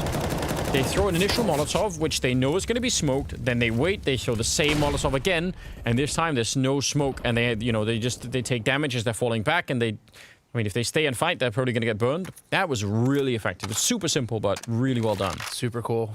Really nice delay of tactic. The delay on taking Banana control like that from NiP. And, well, now that leaves Astralis in a terrible situation. Low on nades. They'd committed a lot to taking control of Banana, and now, well, what do you do? Well, you can just shoot people in the face. Dupree's going to catch Knock. Still 2 players alive here on the A site for NiP. 35 seconds on the clock. No hesitation this time, though. Device is making his way over here, and it's looking like Astralis wants to just commit. This should be very, very tricky. 27 seconds. They have a bit of a crossfire. Rez has an HE. CT actually has a smoke. I don't know if he would use it to slow them down.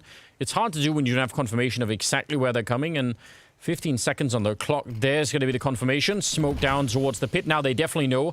And the B site, I don't even think they can get here. This either works or they're never going to get close. Dupree with the 1 kill. CTR lining them up. A big triple. Oh! And they all line up for him. A quad kill for the new kid on NiP. That is amazing. Puts him at 8 overall. What a great defense.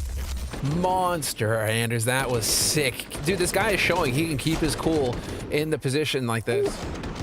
I mean, oh, those are some very, very tight shots. I mean, they almost had no chance. Look at the team. Everyone is excited. Everyone was surprised by that. 6-4 in favor of Astralis still. But NiP, I mean, back with a little bit of a say here. And now they need to keep it up. yeah, again, 17 years old and making his first appearance here against Astralis and getting a quad kill as they push up short. Nope, not too shabby. Oh, definitely not. That was some good grenade usage. Softened up Magus just enough, and then the spray and the slowdown. Oh, a little bit of a flash in, but didn't want to commit to it. That is fair enough. But even getting the information, just knowing that Dupree's out there, it is all a part of the puzzle, isn't it? The Device is still trying to sell this over at Top Banana. I don't like the fact that they're all inside of the bomb site. I really don't like that. Makes it tricky. It's going to make it more difficult for the crossfires, but then again, the unending... well, this time around, Device is... he's calming over to his teammates that nobody has tried to take banana control back. And look at where Glaive is. He's just holding Arch now. Oh, he's going to go through. If he does, Hampus will get the kill on him for sure. It should be no way to check this. He's walking in. Yeah, Hampus is going to be quick about it. And Plopsky's now calling it in, saying, well, you guys are going to have to show up. It's going to be a 5-on-3... Probably an afterplant here, unless Plopsky get real lucky. Are they flashing him through before? Yes, they are. That's risky. Okay, he stops it.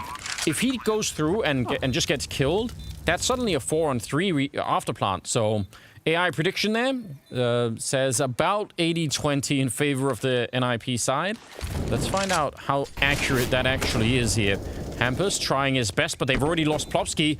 And now, Flash in goes pretty deep there. Hampus going to get 1 kill, and CTR comes in with a big double, and that will be it. So, yeah, Hampus with a nice triple in this round, I think. And NiP, they make that retake work really well. I'm glad they didn't try and do it essentially 2-on-3 before the rest showed up. I guess what you're thinking of when you get that flash out... Ooh, that's unfortunate that HE caught the edge there. But what you're thinking when you get that flash out is that when it's bomb plant, then it's a 2-on-2. Right, because that guy is... Yeah, maybe, yeah. That guy is going to be planting the bomb as you push through that smoke, and so it's a 2-on-2 for about 4 seconds. But still, you know, or you just wait for the other 3 members of your team, and you guys have nade superiority, and you just completely just annihilate Astralis with everything you've got going in. So right now, I mean, NiP, it's not by any means done here for Astralis. Let's not get ahead of ourselves. They've got 6 rounds on the T side. They've got an economy they can fall back on here. They will have a bye, but NiP are showing that, at least individually right now, they can go toe-to-toe with Astralis. ZTR showing what he's got. He's got the guts necessary to take those kinds of fights. Yeah. And NiP right now are looking solid. We're kind of like looking at Knock. It feels like he's been having trouble getting his AWP in play. He may be getting boxed out a little bit. But otherwise, they're looking good, the Ninjas. Yeah, they are turning it around. Now that they have some more money to work with. They've stolen 3 AKs as well. That's always fun. And they're getting the banana control early on here. Astralis not even really testing it at the moment. Well, let's see. Oh yeah, that's such a sick play. Double HE down the ramp like that, man. You're just gonna wait and T-spawn now, or if you're trying to dodge damage. It's really not fun, is it? Really not fun. They have this setup with 3 people playing the quad side, which can be fine, but you can be very, very weak when it comes to like people jumping out of apps behind you if they get the right flashbangs in. Setup's fallen away a little bit. I'm always really nervous when people hold 3 people on this position, essentially. Always makes me think that something could go horribly wrong. What I'm wondering, I don't know, it's still so early to call, but it's not like this hasn't gone horribly wrong for Astralis before. Just remember London, beginning of last year, upset against Complexity. Complexity that's coming true. out of nowhere and taking Astralis down in a best of 3. That was really wild. Do you think the Ninjas, the Swedes, it's got to be it. Swedes versus Danes, man. The Ninjas are trying to get revenge for their handball team. It could. Oh, yeah, you're right. Oh, look at that grenade. It's right on top of them, but there's 20 seconds. They explode. Rez down in the pit and inside of the smoke. CTR is on his own. He's going to go for the spray. The bomb is on the ground. Quick double for him. Is it enough? Did he do what they needed him to do here? 3-on-3. It still will be a bomb plant, but he is definitely proven to be quite lethal at the moment. Hampus, he needs to hit this shot right away on Device. And Device in a very tough off angle. Ooh, but he does hesitate and stutters just a bit. And that's enough time for Hampus. Flashbang does nothing. It landed on top of the roof. Oh, God, it's so close to being a good flash, but instead it got him killed. Now Glaive alone, and he's going to go down. Nork finding the bomb, and it's going to be in time as well. NiP with a great retake, but none of it would have been possible without CTR getting that double. They wouldn't even have come here. That's a great point. Whew. ZTR just saving NiP when they desperately needed it. He's sitting at 12 kills right now, top fragging for his team. And That is so man, good. he was in a position as well. Glaive was there to save him, but that was way too close for comfort. Nice attempt there from Glaive. He certainly has woken up here for Astralis after Overpass. Yes. Leading in terms of kills and average damage per round as well. He's up there. So 88 average damage per round right now from Glaive for Astralis. So that is a complete reversal. The man is stepping up on an individual level when we called out that he needed to do so after Overpass. And so that's good to see. And Astralis not done yet. It's 6-6. Yeah, again, in terms of the narrative of Astralis coming back and acting, just enacting their revenge on NiP, that's not really what we're seeing right now. That's a pretty even game. So, and Astralis are also out of money. They've got that AK on Dupree. But pretty patient. They're going to get that kill on Device and take over banana control. And Astralis, what do they do from here? They've got so little to work with. A flashbang on Glaive being set up to try and jump them out of the apps over on this side. CTR, ooh, that's a good little jump. Just spotting them. Catching Dupree midair was Nork. He gets put down to rest in the hay. I don't know if that's actually comfortable or not, but Hay? sleeping on hay. Well, I mean, you get like those hay mattresses, once upon a time. Okay, well, there we go. All about it. Keeps you warm, insulated. Well, he doesn't have to worry about that, does he? It's a nice shot for Magus, taking down Nork. And 2-on-3, if they could get away with this round, it would almost be too much for Astralis. They should have been losing it already. Another nade, and Magus got the follow-up with the AK. And now it's 1-on-1. Rez versus Glaive. He's waiting there. He's almost got it, but Rez sprays him down. He was a bullet away from death right there, but Glaive just couldn't quite connect it. NiP getting away with a lot here. It's going to be 7-6 in favor of the Swedes. But round loss bonus is there. It's been 3 diffuses in a row here for NiP, so that's how close it's been. Clutch situations as well, 1v1s. Yeah. But I wonder if Glaive thinks that Rez is swinging right there. And so he's trying to move to keep that box between him and Rez just stays put and catches them, so the timing is just barely off and saves Rez. Yeah, I think So, that's likely. Unfortunate turn of events there for Glaive. You can see the utility damage, though. Ninjas and Pajamas definitely catching up. But hey, Astralis have similar numbers, and they're on the T side of Inferno. So let's just wait and see what they're capable of on the T side, because it's definitely not fun to play Banana against Astralis. All right. I mean, this is so interesting. If they manage to actually pull through the upset here, if they can make it work. Oh, Plopsky, look at how loud he is. They're about to have a 4-man stack at the A-bomb site. Cancel what I was saying. They're going to go for it. Rez trying to spray through. Nork is going to be there to take down Glaive. This is so good. NiP have a very good read of what's coming. Plopsky's going to be quick on the flank, and Astralis are slowed down. They can't actually get onto the site right now. Trying to set that up, but CTR still down in the pit. And now they're running through. Rez getting caught a bit, but he's still doing damage down here. Device next in line, and now, yeah, they can get the bomb plant down, but they can't escape the site. They're in so much trouble in here. Trying to bait him out there with that fake plant. Not going to happen. Zip, you better stick it now, buddy. You need that bonus money going into the next round if you lose this one. Yeah, ooh, maybe a little bit too early here, NiP. Got to be careful that they don't give them another kill and make it a 2-on-2 for no reason. force them to get that plant down. There's Sip and CTR in with another triple kill. He is a god in this pit right now. Just impressive. Now, 8-6 in favor of NiP, and think about this larger context, right? It's one thing that they will put up an upset against the best team in the world at the opening stages, but if you think about how the rankings work for this and you know, in terms of fitting into the actual global finals at the end, if you take down the #1 team, like suddenly your chances of ranking much higher, like down the road when you play teams that at least on paper should be slightly worse, you've just cleared a pretty big obstacle right off the bat, and that could really help the ranking scenario down the road, which again, I mean, you get a free ticket to get in. I don't know if NiP are going to be primed to win the whole thing and just get straight in there, but even ranking high up there, I think it's going to be super helpful in terms of getting there. So we'll see. But you put yourself in a position already to just skip the bloodbath of the Spring Showdown. Yeah. Where it's just going to be a long, drawn-out affair with a whole bunch of teams trying to qualify. Yeah. If you can get top 2 in the groups here, you go straight to the Spring Finals, and you avoid an entire other tournament that you'll have to deal with in order to get there. Oh, yeah. So there's a lot riding on the line here for NiP. And, I mean, Complexity, they managed to pull it off last time in London. They were so close. But they had the upset against Astralis. Could be getting the same thing here for NiP. And again, I think it's just revenge for handball, man. Well, we'll see. That was a close match. It was. It definitely was. It's been a while since I feel like we've been making some headlines in that space. Device goes down early on. They tried to do that run boost in the middle, but that wasn't really what made the difference here. And again, banana control not really in favor of Astralis, which is kind of interesting. Rez is checking out that corner at Arch towards top mid, which again is very helpful in terms of trying to get that information. He's going to start to fall back a little bit, but I wonder if they're going to bring Hampus over at any point here. And so as Rez fall back, Nork is actually going to be picking up the task of checking mid. The fact that they have an eye on middle here right now is really cool. I really like that from NiP. I think that's some solid work. It gives them so much information. Yep. Oh, they're a little bit worried about a B split. They're not sure if someone snuck through, so Hampus has fallen a little bit back. But if they realize that no one is here, they could probably start to get Rez over to B, and then it'll be interesting. Bomb is still in middle, though. Nothing has been decided yet. I think it's a fake. Nork, though.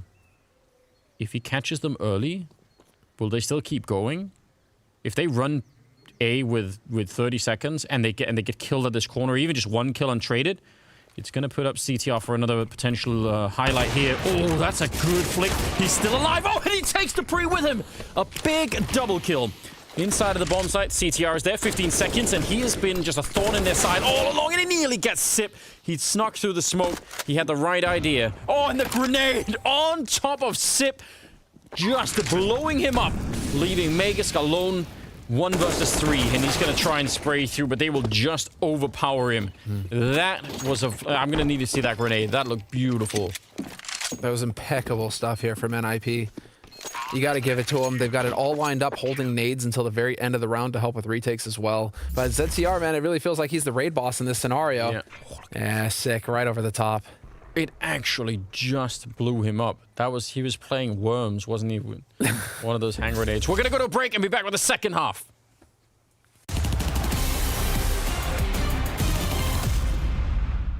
I do own an AK skin, and I think I own a couple more. Currently have I think it's called Legion of Anubis. Default skin, neither.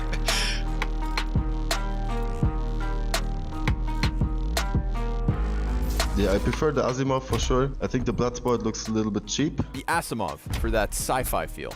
Well, Bloodsport in this case, because that's the one I'm using. Tough choice at the beginning. I think I'd just go with the Bloodsport. I think the Asimov is tame and simple. For this one, I'll go with the AK Bloodsport. Red is my favorite color, so I have a lot of red skins. They actually look a bit the same, don't they? AK-47, the Empress. It's got the gold tones on the back. You can't go wrong. I think I like the Empress more because of the bright colors. Obviously, I'm going to go with the Legion of Anubis because, I mean, obviously I own the skin and I like it and I play with it. I mean, I'll go with the Legion of Anubis here because I have it. I think it's really unique and I like it a lot. I'll pick the Empress. It's also more colorful. Okay, I like the Neon Rider more. Tough one. Neon Rider. I've never really liked the Neon Revolution. Like, it's basically too pink and it looks stupid, so Neon Rider is pretty cool. I mean, if I had to pick between either. I'll take the Neon Rider. I will actually go with the Neon Rider here. I don't really like the Neon Revolution that much. I think it's a kind of a little bit of weird design. Fire Serpent, Wild Lotus, definitely Wild Lotus. I also think the Fire Serpent is pretty ugly, so yeah, who doesn't like flowers? The Saint Mark collection added some really cool skins, and I absolutely love the Wild Lotus. That's more of my stuff. I like the Wild Lotus, even though it looks like the what are the cheap ones called again? Safari Mesh and stuff like that. I'll pick the Fire Serpent. This is a hard one actually. I think I'm still gonna go with the AK Fire Serpent because I mean it's a classic skin. Definitely White Lotus. Red laminate, blue laminate. I'm gonna go with the fiery red one. I like the blue laminate. I had the skin and I really enjoyed it. Red laminate and blue laminate. The color blue is my favorite color, so it's pretty easy. Blue laminate because the red laminate is just ugly and looks like an old AK. So I think I'll just go with the red laminate. I mean, just because red is my favorite color. The blue laminate, purely because of Scream, it makes me think headshots. So the frontside Misty and the Vulcan are two skins that I actually do like. Two skins that really stand out. I will actually go with the AK Vulcan here. I don't like either, but if I had to choose, I would take the Vulcan. The frontside Misty because of the flow of the weapon overall. The Vulcan is the one to go to, and I think I'm gonna go buy a Vulcan skin now. That sci-fi feel, gotta be the Vulcan over the frontside Misty.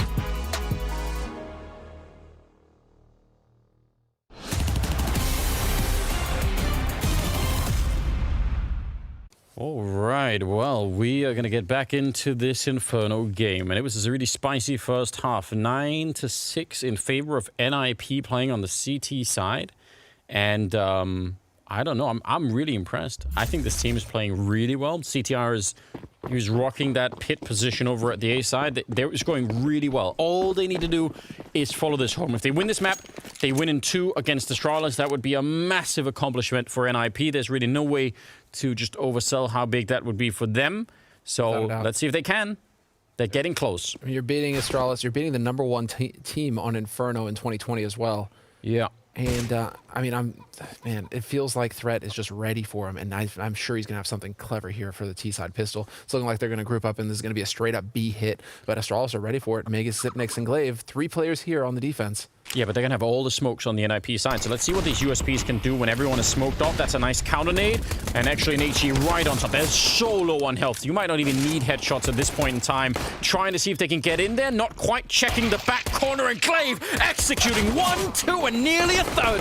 That looked so clean. They thought they had that all figured out, and they just forgot to check the corner. And now, yeah, the bomb is down, but it's a 2-on-4, and Astralis slowing it down, keeping it cool, and then they come in to finish the round, which they absolutely will. Nork is going to get run down, and that was a nice, clean retake, but Glaive, I mean, he was a hitman in that corner, wasn't he? Yeah, that was sick. He kept his cool, didn't give it up. And, well, now that's both pistol rounds for Astralis. Keep in mind, they won the first half pistol. And so now we're getting into the thick of things here. Yeah, we're getting the replay here from Glaive, just so clean. And Magus, I mean, they were both flashed, I think. Those were both people that were also blind. Yep. He had no chance. No way of knowing that he's there.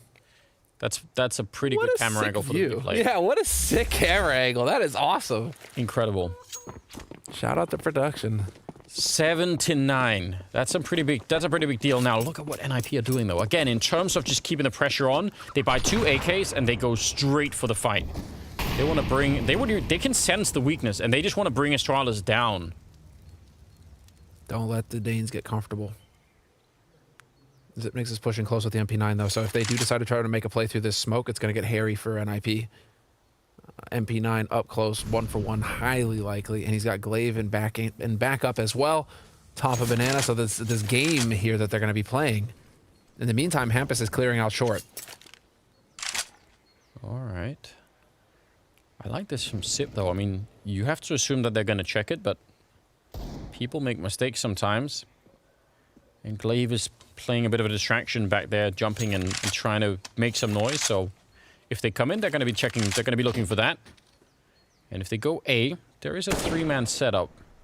Dupree has got a Molotov, which, you know, could be really important. Yeah, now they're definitely going to know. Oh, nade to chase him back. But they're going. They surely have to commit to it. In the meantime, Hampus has worked his way into CT spawn, dude. This is big. They are going to crush onto this A site in just a moment. NiP, there is a window of opportunity for him. Device goes down. Hamp is catching him out in the open. dupreeh doesn't know which way to go. Yeah, he's a little bit on his own right now. He's still going to win that fight. 29 seconds. That's the bomb on the corner. And now, still in pit is Magisk. dupreeh is working it all over the place. And Magisk comes in. I think Hampus was swinging to try and look for dupreeh. And then Magisk is there to follow it up. This all worked incredibly well. Way better than it looked like it should have. dupreeh with a triple kill. And it just looked like NiP were so far wrapped around that bomb site that it should have been trouble for the defense. That is some trust in your teammate, though. Yeah. dupreeh. He's just, he's like, okay, Magisk, like, because you can see dupreeh is starting to look back towards long A, thinking I need to watch this angle. And then he's like, oh, no, wait, hold on. Magisk has got my back. I can focus on short. And sure enough, Magisk gets the kill on Hampus. That's just, but that's some trust. You got to trust your teammate to hit that shot. Otherwise, you're just turning away from a guy who's going to shoot you in the back. But that is again, a hallmark of Astralis' CT play, or play in general. They're so good at working together as a unit, and now we get to see this push down banana. Magisk is going to charge in. Ooh, to his death. Hampus finding a headshot now. Yeah, the Molotovs and the follow-up nades are going to do a bit of damage, but... That was the MP9, though, right? I believe it was. But so on that front, maybe they'll be all right with it. But it's a start. Let's see what NiP could do. They're set up outside of here, and they have a single smoke, which I guess they picked up on Magisk. They still need, they still need another entry, which definitely wasn't that one. Hampus goes down, and now good timing on the grenade and the follow-up spray. I don't think NiP could do a lot here. Throw the HE, Glaive, throw the HE. You know you want to. Pump those damage numbers up, man. Get him in there. Yeah, bring that, you know, armor. Maybe that's why we're good at handball. It's a similar kind of thing, you know? So obviously no grenades in handball allowed, so maybe not. There's the grenade. It's going to go a bit too far. That's unfortunate. Sometimes you miss. Sometimes you miss. Zip gets the other 2. 3 kills for Glaive, 2 for Zipnix, and a feel-good moment for Astralis as they tie it up. And now we really get to see the full play coming in here from NiP. Fully bought up on the side of NiP. Astralis, the fun thing about watching Astralis on CT side is that they have so many nade combinations to just utterly lock down banana that I almost don't want to see NiP just put a toe in there for like the first 40 seconds of the round, just because there's no safe place to hide. You are going to take damage. It is really risky. I completely agree, but it's also risky to not show up there. Sure. The amount of strats that you could pick out of your strat book if you don't have banana control, I mean, it's not nothing, but they are limited. That's a nice shot. No, not expecting it. So, pretty easy kill. And actually, Astralis kind of fighting for it. Oh no. Burning alive is Glaive. I think he got shot or tagged or something through when he was jumping in there. That's a bit of an issue. And Hampus, he's got the right idea. Almost gets the line up. If they would have killed Sip too, what a great amount of revenge that would have been. And dupreeh starts to fall back. They say, you know what, Sip? You could just do this on your own, can't you? He's so low on health, but he's got a smoke. dupreeh has no nades left, and so I'm pretty sure that's why he's thinking, I'll just rotate over here towards A. He's got nothing to help Zip, whereas Zip can at least buy time for the rotation. Yeah. Why still holding the angle, though? Yeah. Doesn't miss. He is so good. And he does play aggro with that op in mid. That's the thing. He's not afraid to take peeks at mid. He's not afraid to take those kinds of fights. It's something that you need to be aware of on the T side against Astralis. They have a Molotov, which they can either put it towards Magisk or dupreeh, but either way, it's probably going to be a pretty good grenade here for Plopsky if he can find a way to use it. Device is back, and that's confirmation. They should know that this is going to be that A-Rap at the moment, because this is late in the round. Device just continues. 3rd kill of the round for him with the AWP. He's been picking them up just all along the way, and that's where I wanted the Molotov to go. Plopsky gets a headshot instead. I'll take that. Magisk, he'll get 1, and now Plopsky 15 seconds, and even a bomb plant or another kill right now would be huge. He's going to get timed and ends up going down. But this round was all Device. Really good shots. It's starting to play into... it's starting to play into Astralis' hands. Yeah, they're in the lead now. They have the money. Yeah. I mean, there's... It's just the way that it plays out, and it's actually pretty fun when it comes to Inferno, because they have it's like 15 wins, 5 losses, but they have it 20 times in the last 3 months that they've played this map. That's a lot to go off of, actually. Yeah, it is. And they're consistently good on this map. 59% win rate on CT side, so 50% on T side. So it's like, okay, you got 6-9 at the end of the first half on their T side. Now you go to their stronger side. It's the CT side of the map. It's no longer a CT side of map, though. We determined that, Anders. So at least Inferno is officially T-sided now, 50 point something. Just slight. If you played 1,000 times in a row, that will make a difference. Please. But like, I mean, the thing is that like Astralis, once they get that man advantage on the CT side, it's very, very hard to make it work against them. They don't really make mistakes on the CT side that let you get back in. Yeah, I mean, this is starting to look just a lot better. We keep saying that Astralis, you know, slow to warm up, and maybe that's, I don't know, like, it feels like they are starting to get their heads a little bit more in the game, certainly. Device hitting some good shots. I mean, as you said earlier, Glaive underperforming maybe on Overpass, but certainly doing pretty well for himself on this map, so... Oh, yeah. 10-9 in favor of Astralis, and a bit of a half buy coming out here for NiP, just getting some pistols and some other stuff, which is fine. They've got the round loss bonus. They're going to be able to buy everything they want in the next round, so they're just giving themselves a chance here. Setting up in middle. Yeah, they're getting banana control, but again, if they clear the corner here, they're walking into Device over at top banana, so it ends the same way it's done every other time they've walked in against Device. You just die. Yeah. Device, I mean, that's his kind of opping. Hold an ankle, hunker down, hold an angle, and just hit shots. It's very much I mean, that's Device's op style. And so ZTR, he's going to get another shot. You know, speaking of hitting shots, this guy is no joke. You got to be impressed with ZTR's performance against Astralis. He has not let his team down in the slightest. No, it's been really, really good. It's a 2-on-4. Sort of a local 2-on-2 happening over here at the A-bomb side, at least for a minute. But how do you get in? Magisk, I mean, we talked about CTR playing the pit, but Magisk is, you know, world-renowned for playing this position, and it's very hard to get rid of him. Dupree will go down, so that's interesting. Oh, a walking shot from Nork. That's a way to clear him out, and just like that, it's a 2-on-2 in the afterplant. That was a 4-on-2. Device, he's still going to take down Nork. He was getting a bit too curious. And even if you're not a cat, that's apparently still dangerous. Plopsky, 1 versus 2, hiding down near in the pit. They're going to try and smoke him off, but that might actually just help him out. That smoke might just be slightly helpful for him to try and find somebody to play around. Not sure if anyone's walking up behind him. They do have a kit on Sip, so he's going to smoke off the bomb and try and sit on top of it, while Plopsky now forced to go do something. 3 seconds left, and he's not going to win that fight. So great retake and great afterplant here for Astralis, but it probably should not have been that close. And let's see... Not this kill, but the next one from Nork is... This is crazy. He taps once, and yeah, he's still halfway moving. That's really cool. Megas getting a little bit too predictable with his positioning there. But that's the second time that Dupree's got caught sleeping on that ramp. I mean, back-to-back rounds, right? Whereas Dupree, he's holding an angle, and he doesn't win the duel. Yeah. Megas from pit, I mean, it's his home. So Nock knowing that he's going to be there, yeah, they don't let Megas out. He puts the lotion on. Stay in the pit. 11-9, and that's 5 in a row for Astralis, and now they put the pressure on, pushing down middle, catching CTR, and I don't know if Dupree can get back. That's sometimes the issue. If you're here, you can't really escape again. Oh, nearly, but he'll be all right. It's all good. That's a classic Inferno play. Oh yeah, and that's a confidence play. You don't really call that unless you're feeling the confidence, right? But Astralis... But it could be desperation. Like, there's a thin line, isn't there? You smelling it a little bit? You're either... Yeah, I mean, I don't think Astralis are, but I'm just saying, you can either do that if you're feeling like, yeah, or you could be like, I don't know what to do. Let's just rush mid. No. Sure. Could be both. Like, it is fun to have those kinds of, like, teams. There's, like, the stylistic side that gets involved. But, again, man advantage now for Astralis. And, again, it's so hard for NiP now to fight back from this position and win the round. Astralis just do not lose these situations. They have like a 70% win rate across 20 maps, right? They have a 70% win rate in a man advantage situation. Yeah, and look at this as well. Glaive, I mean, he's got a Molotov in hand, just waiting for it. The timing is incredible. They have to wait. Now it's all being very signaled. No one's really rotating out of A yet, so that's the only curious part here. Where is the rotation coming in? Device is even looking at top mid.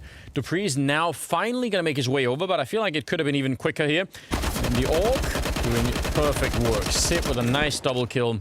And whatever dreams they had of getting into this bomb site, they're definitely done. So the rude awakening, just sit up in bed and it's all done. It's just gross. Zip. No shame. Stealing it from them. No, gonna get a kill at the end. Not quite. But yeah, This is going to be 12-9 now, favoring Astralis. And yeah, the timing on that Molotov combined with this setup was really cool. How frustrated are you if you're Plopsky as well? Because if it just doesn't stop spraying, you're thinking, oh, he's going to, you know, there's a window for me to trade and this is going to be good. And nope, the answer is absolutely not. Zipnix takes his head off. And well, no bomb plant. Sets it up still. It's 12-9 for Astralis on the CT side, so they are looking good. And more aggression, this time in Banana.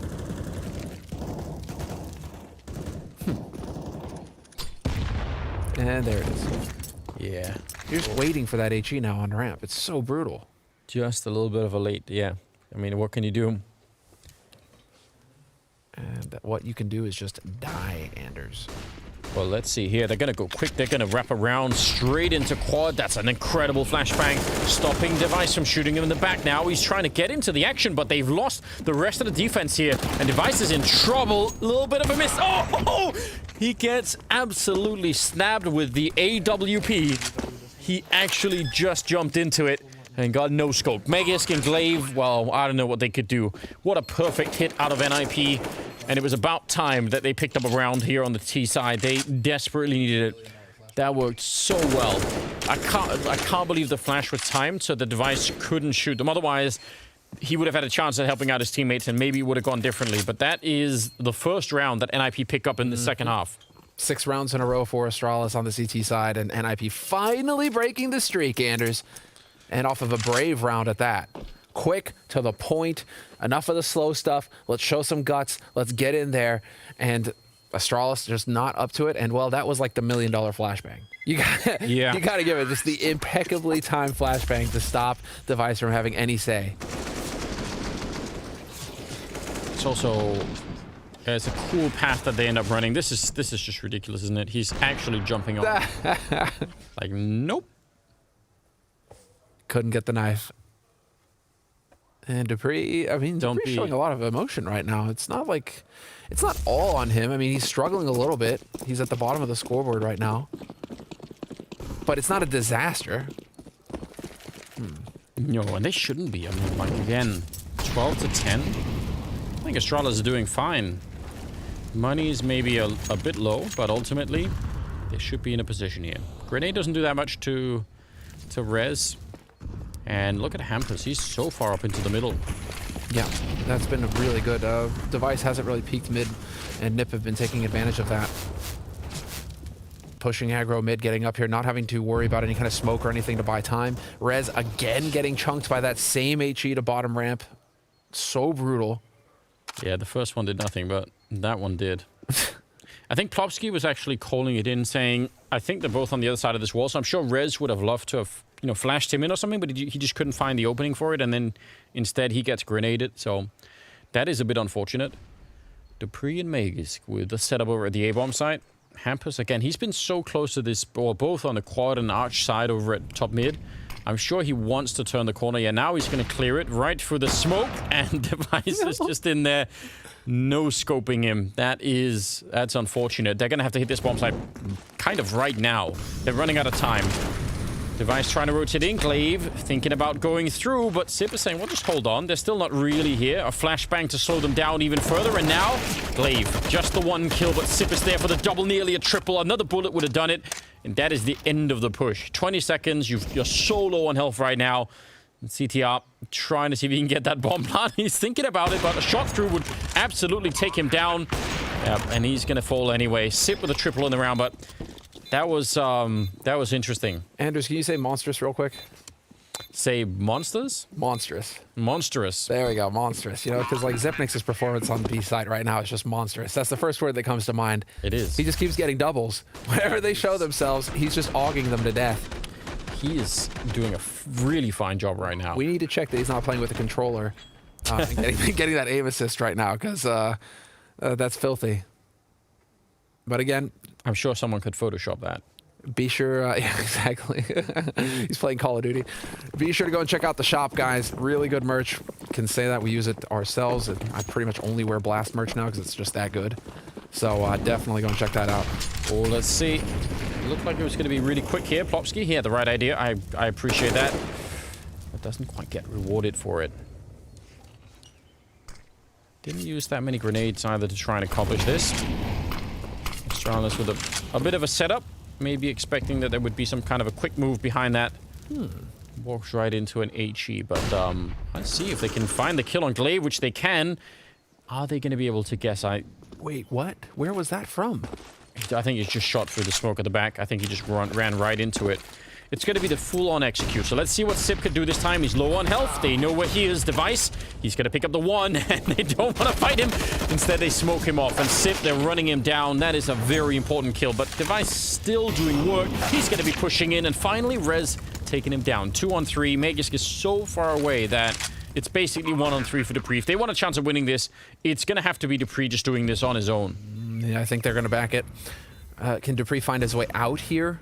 Rez is kind of watching this angle. But Dupree wants to survive this round. Magisk does too. They have the money to buy again in the next round if they save these 2 guns. And a good buy at that. So kind of hoping that Astralis are able to make that happen and that Dupree can just survive this bomb blast. And that's looking likely. I actually think he goes for it? No.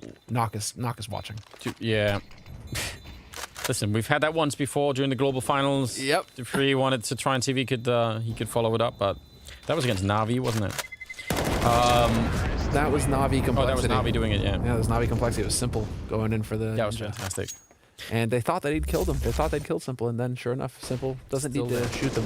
Look at that, he's right over. Sick. That's good.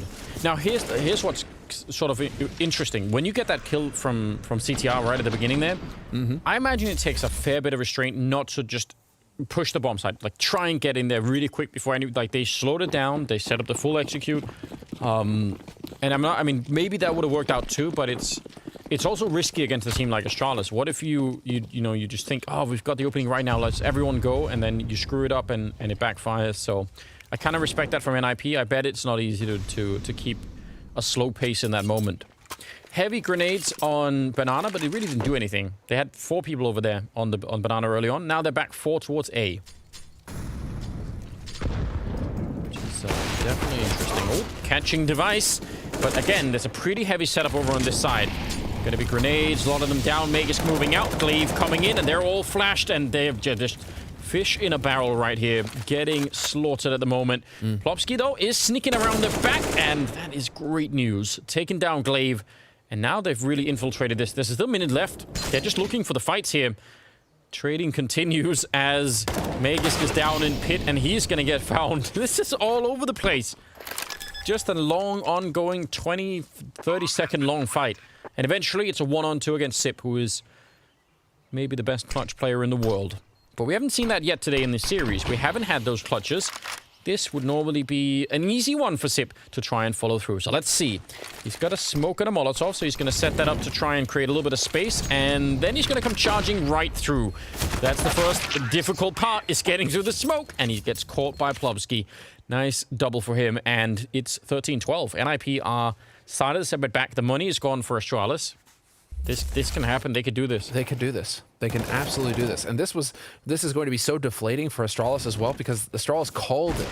They had the setup. They had 4 players on A. Yeah. They knew that NiP were coming A. They were ready for them. They got the opening kills. I mean, everything is there for Astralis to just lock it down. And then I think they got complacent. I think Glaive takes that peek towards Plopsky when maybe he doesn't need to. And Plopsky wins that fight, and it just opens up a flank that wasn't there available for NiP before that moment, and the round spins out from there. So Astralis need to kind of take a deep breath here, and wow. Dude, Astralis are playing for the win. You guys are going to see that in a moment, but they are going for the force buy here. They are not going to take it in the teeth and go for a round of eco. They are going to go for the force buy. So Astralis are playing to win right now. Well, what do we say? There's a fine line between confidence and desperation. You know, I think we might have just crossed that line. We might have just stumbled all the way into that territory. Okay, then. Dupree's got a Mag 7, and we've got a C set, and some Deagles in play, and some grenades to follow it up. But let's just see. I mean, if it works, it's going to look really funny. But if it doesn't, yeah, you're giving NiP a big chance now to get basically from 12 to 14 before you can start to have any kind of a say. So, yeah, last I checked, Dupree drives an Audi, not a Honda. Well, it was a stretch. I had to try. Listen, I respect it. Let's see if it works out, even if this is what he's carrying. Oh man. Right at the edge. Orp versus Mag 7. I don't think that's going to favor the shotgun. I just don't think so. No, especially Dupree. The angle doesn't favor Dupree for the peak either. So this is all sorts of nasty for Dupree. He's going to have to hit an impeccable shot. Yeah, but Magus could flash him in. So best case, Dupree... Oh, he's going to smoke it off. I was going to say he gets a kill, and then Magus flashes, and then he gets another one. So, like, it has to be something like that. It's a pretty good Molotov to slow them down, actually. But the wrap is still on. NiP not giving up on this right now. Want to try and see if they can continue. 40 seconds on the clock. Device is kind of here, but again, that Mag 7, it's now inside of the bomb site, so they have to get pretty close. If Hampus dies, then everyone is... Oh, that's incredible flick. If he would have gone down, then Dupree would have had only one angle to deal with, and now instead it all falls apart. And Magus, yeah, they're going to get him no matter what here. So kind of close, actually. But NiP pull through, and they're going to tie it up. It's 13-13. That flick from Hampus, that is huge. That's so monster. He's also been doing a fantastic work for NiP, at least as far as average damage per round. I mean, he is up there. Yeah. But Anders, are we getting flashbacks to London here, beginning of last year, first event for Blast, the group stage, and Astralis getting upset against this team that came out of nowhere. Somebody was talking about a Juggernaut. And, people were laughing at that. Exactly. Oh, a Juggernaut, ha. Right, Juggernaut, right. Yeah, cool. And then all of a sudden, Complexity beat Astralis. Yeah, I mean, this does feel like that kind of a repeat, which is really, I mean, again, just very, very interesting. That is sweet. Just imagine what would happen if this actually plays out. Again, it's surely the expectations are going to be high for NiP for the next match, but for Astralis, yeah, what a tough way to get started. All things considered. 13-13. They have to make life hard on themselves. You know, it's just about making life hard on themselves. They need the challenge. Yeah. Well, they got one. They let Na'Vi win global finals just to, give them a little bit of confidence going into the beginning of the year, right? They need an opponent. Well, it's going to be angry people on Twitter writing you something now. Oh yeah. Well, how dare you? I've heard that there's a bit of drama with PIMP and the CIS. Always. Well, you got to maintain some drama. We've got 2 Zeus in play, which I think is fantastic. Huge fan of that kind of a setup. Still think the run boosted Zeus is like, that's the holy grail for me that we haven't seen yet. I mean, which is a shame. People need to try that. Oh, okay. That is just the USB. But that works too. It packed a harder punch somehow. Whatever happens, just NiP cannot give this round up. They must win it. And I think clearing that kill there is probably what does it. So yeah, that's good. Everyone can relax. That should tell them. Yep. So ZTR are going to be setting it up. Oh, and we will have that bomb planted on the A site. NiP showing some true discipline here. Keeping it together, sticking together, and waiting on the patience, right? Of that flank paying off. Leaving that lurker out on the flank to just catch him. This is big, though. If they can hold on to this AK, Astralis, they were going to have... yeah, that's going to be nice. I mean, they're going to have a fairly decent buy. Yeah, they will. Next round, but with an AK on the CT side, that could make things pretty spicy. Okay. Oh, okay. Yeah, Dupree, dude. What is this? A pretty good shot. Now, I don't know. I mean, I feel like Astralis, their efficiency on Banana has sort of gone down in the last couple of rounds. Like, they're not doing nearly as much damage. And their top mid control as well. I mean, NiP are getting that position a lot, and they're doing a lot with it. All right. Hampus also went down at the end, so this is getting interesting now. 14-13, though. NiP back in the lead, 2 rounds away from taking down Astralis here. The opening match of this spring season, which... I mean, if they do it, it'll be amazing. What's really, really impressive with this is just, NiP's ability to still get rounds on the board and to put themselves in a winning position just off of kills alone, it feels like, because they're not flashing for each other. They have hardly any flash assists. 3 flash assists total for NiP so far through both halves. Whereas Astralis, I can't even count how high these numbers go. And utility damage is through the roof for Astralis compared to NiP as well. So just in the nade game, Astralis are dominating. And yet they're still not getting kills. They're still not getting rounds.